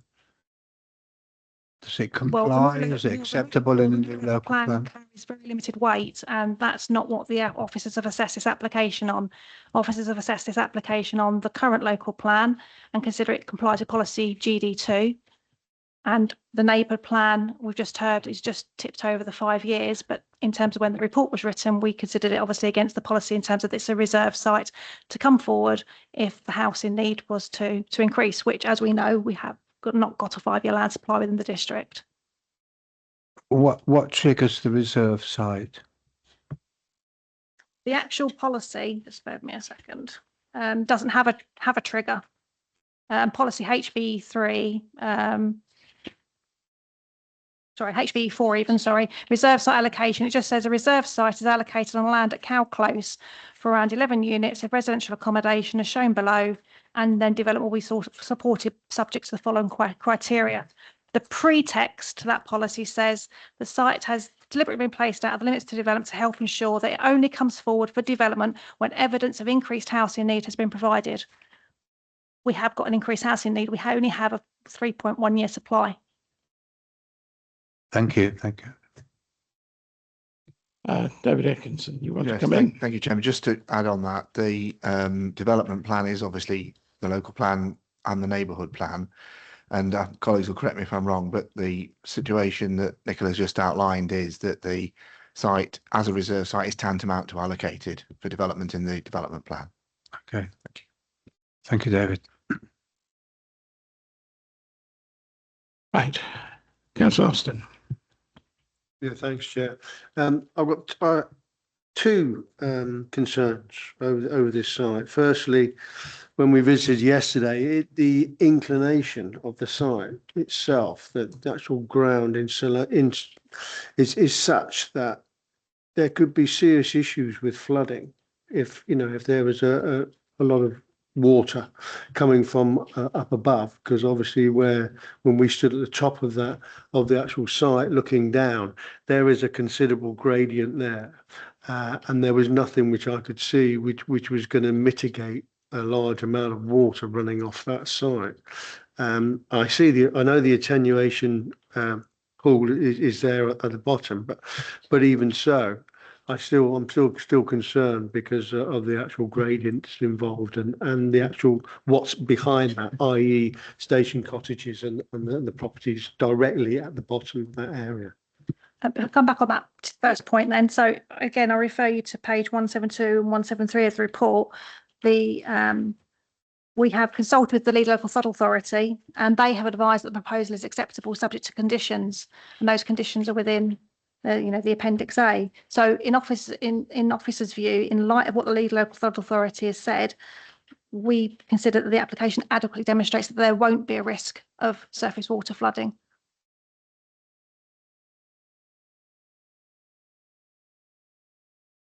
Okay. Thank you. My other concern was the access into the site with the local infrastructure, i.e. Horningholmes Road, coming in from that point. I parked on the side of the road there on Horningholmes Road, and it's not a big road, and you've increased a lot of traffic coming in and out of that one site in particular.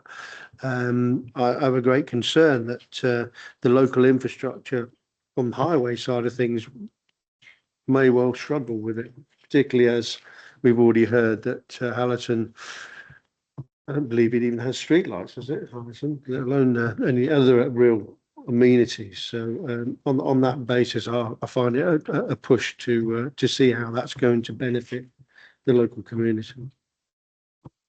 Again, all I can refer you to, again, is to the report, page 169 and 170. Again, we have consulted the local highway authority. They are our consultee on highway matters, and they have come back and confirmed that they have no objections subject to conditions. So I'm not disputing what the locals are saying, but we have to go on the basis of our consultee, and the consultee is saying there is no objection.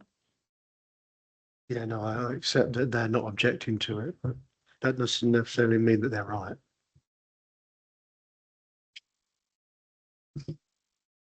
Councillor Galton.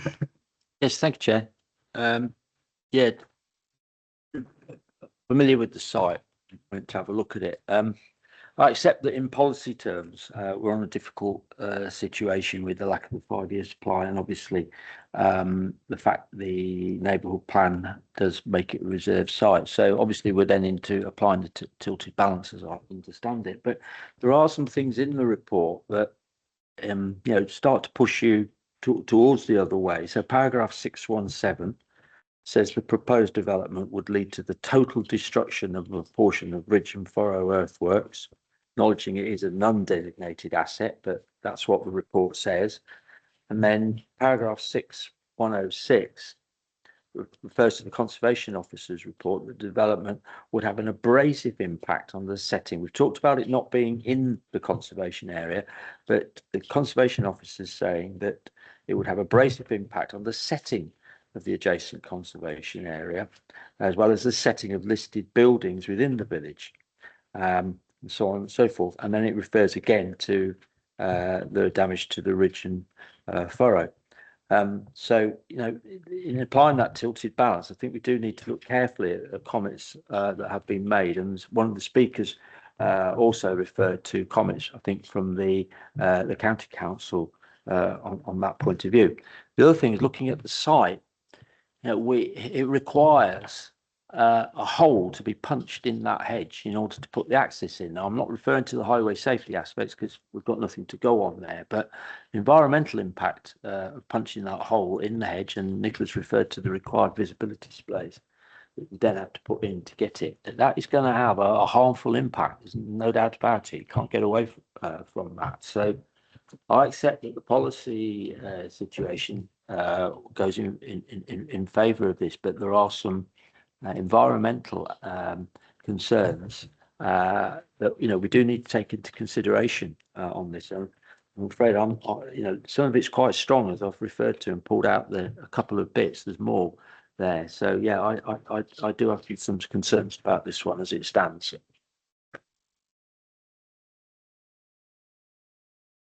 Nicola, just come back on that, please. I would, if that's okay, thank you.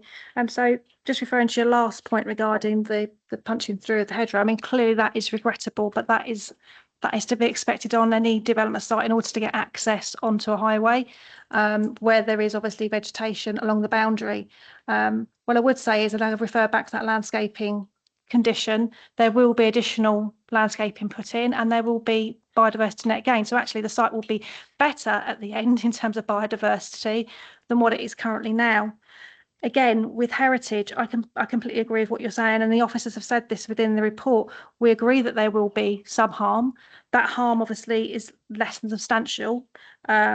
Obviously, great weight is given to that, but obviously when we're weighing in the balance, we have said that there will be some harm, but we consider that the public benefits outweigh that harm. Now, if members feel differently, then they can come to a different judgment, but the conclusion of officers is that the public benefits of the proposal do outweigh the less than substantial harm, which is considered to be at the lower end of the spectrum of that harm to be outweighed. Thank you. Just come back to ask about the area where the SUDS is going to be and the area that's outside. What's the proposal? Is all that land to be managed as part of the development? Or what I'm getting at is potentially could we see further proposals coming forward on that, or is that land going to be protected, the rest of the site where the SUDS is?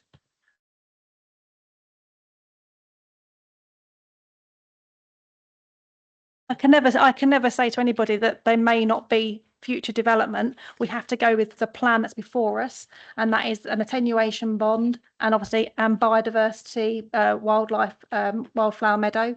Obviously, that particular section of the site, obviously you have got quite the vision furrow. That element will be retained as well. But I can't sit here and say that a developer may not come ever back in with any development. Okay, so it's not proposed to transfer that or have it in a 106. That will remain in the ownership of the applicant, will it? As far as I understand, or potentially a management company. From what I understand is that area there is not going to be public open space. Joe Bloggs can't walk in it or do anything with it. It's purely there for the BNG, the biodiversity net gain, and the attenuation basin. So, but if it's BNG, then it will. It's so many years, isn't it? 30 that guarantees years. it for so it would be for 30 years. But they have to provide us again. If members were to approve the application, they have to submit a biodiversity net gain plan.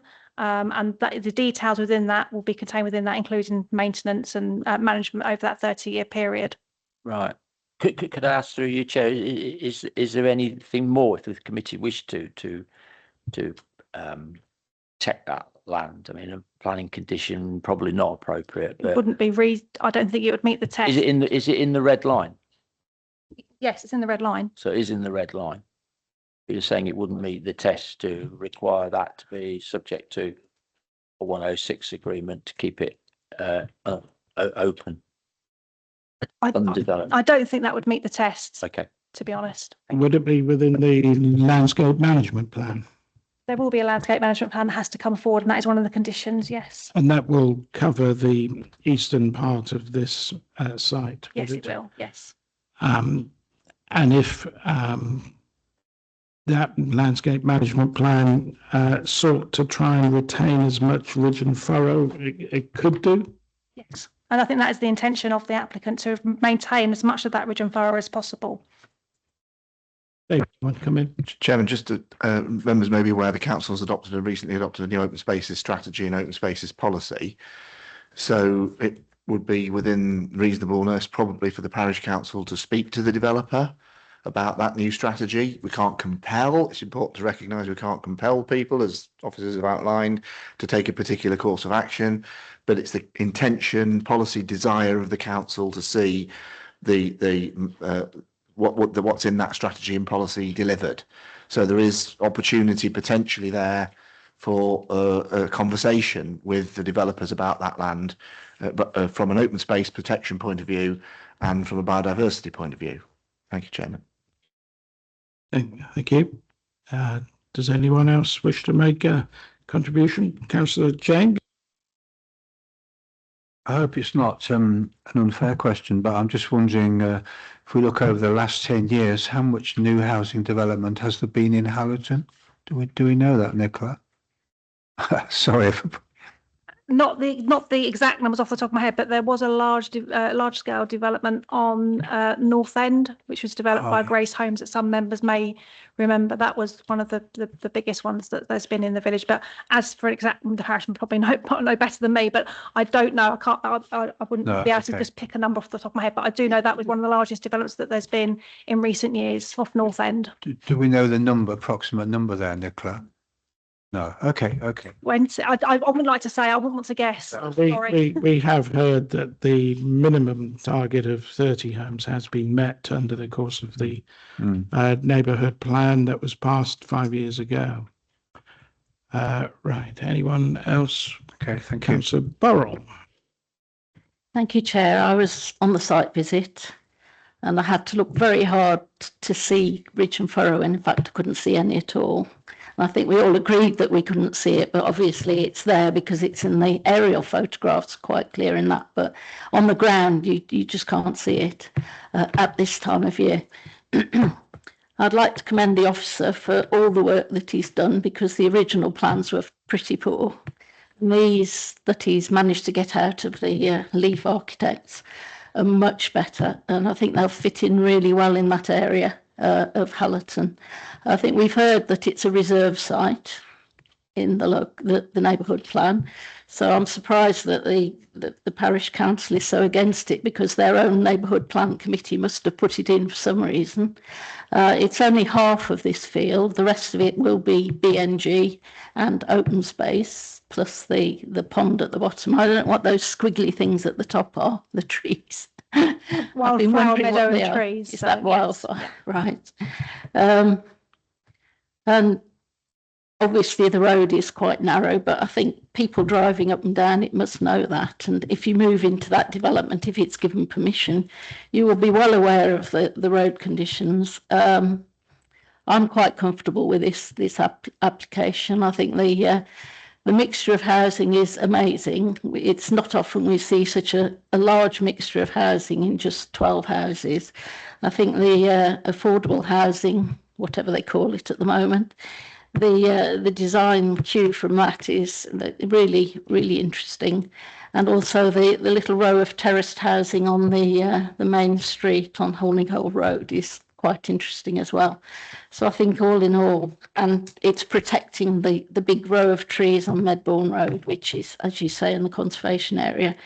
And I think it's a really good little development. And I think as we are 5 years supply is so short, it will contribute to that.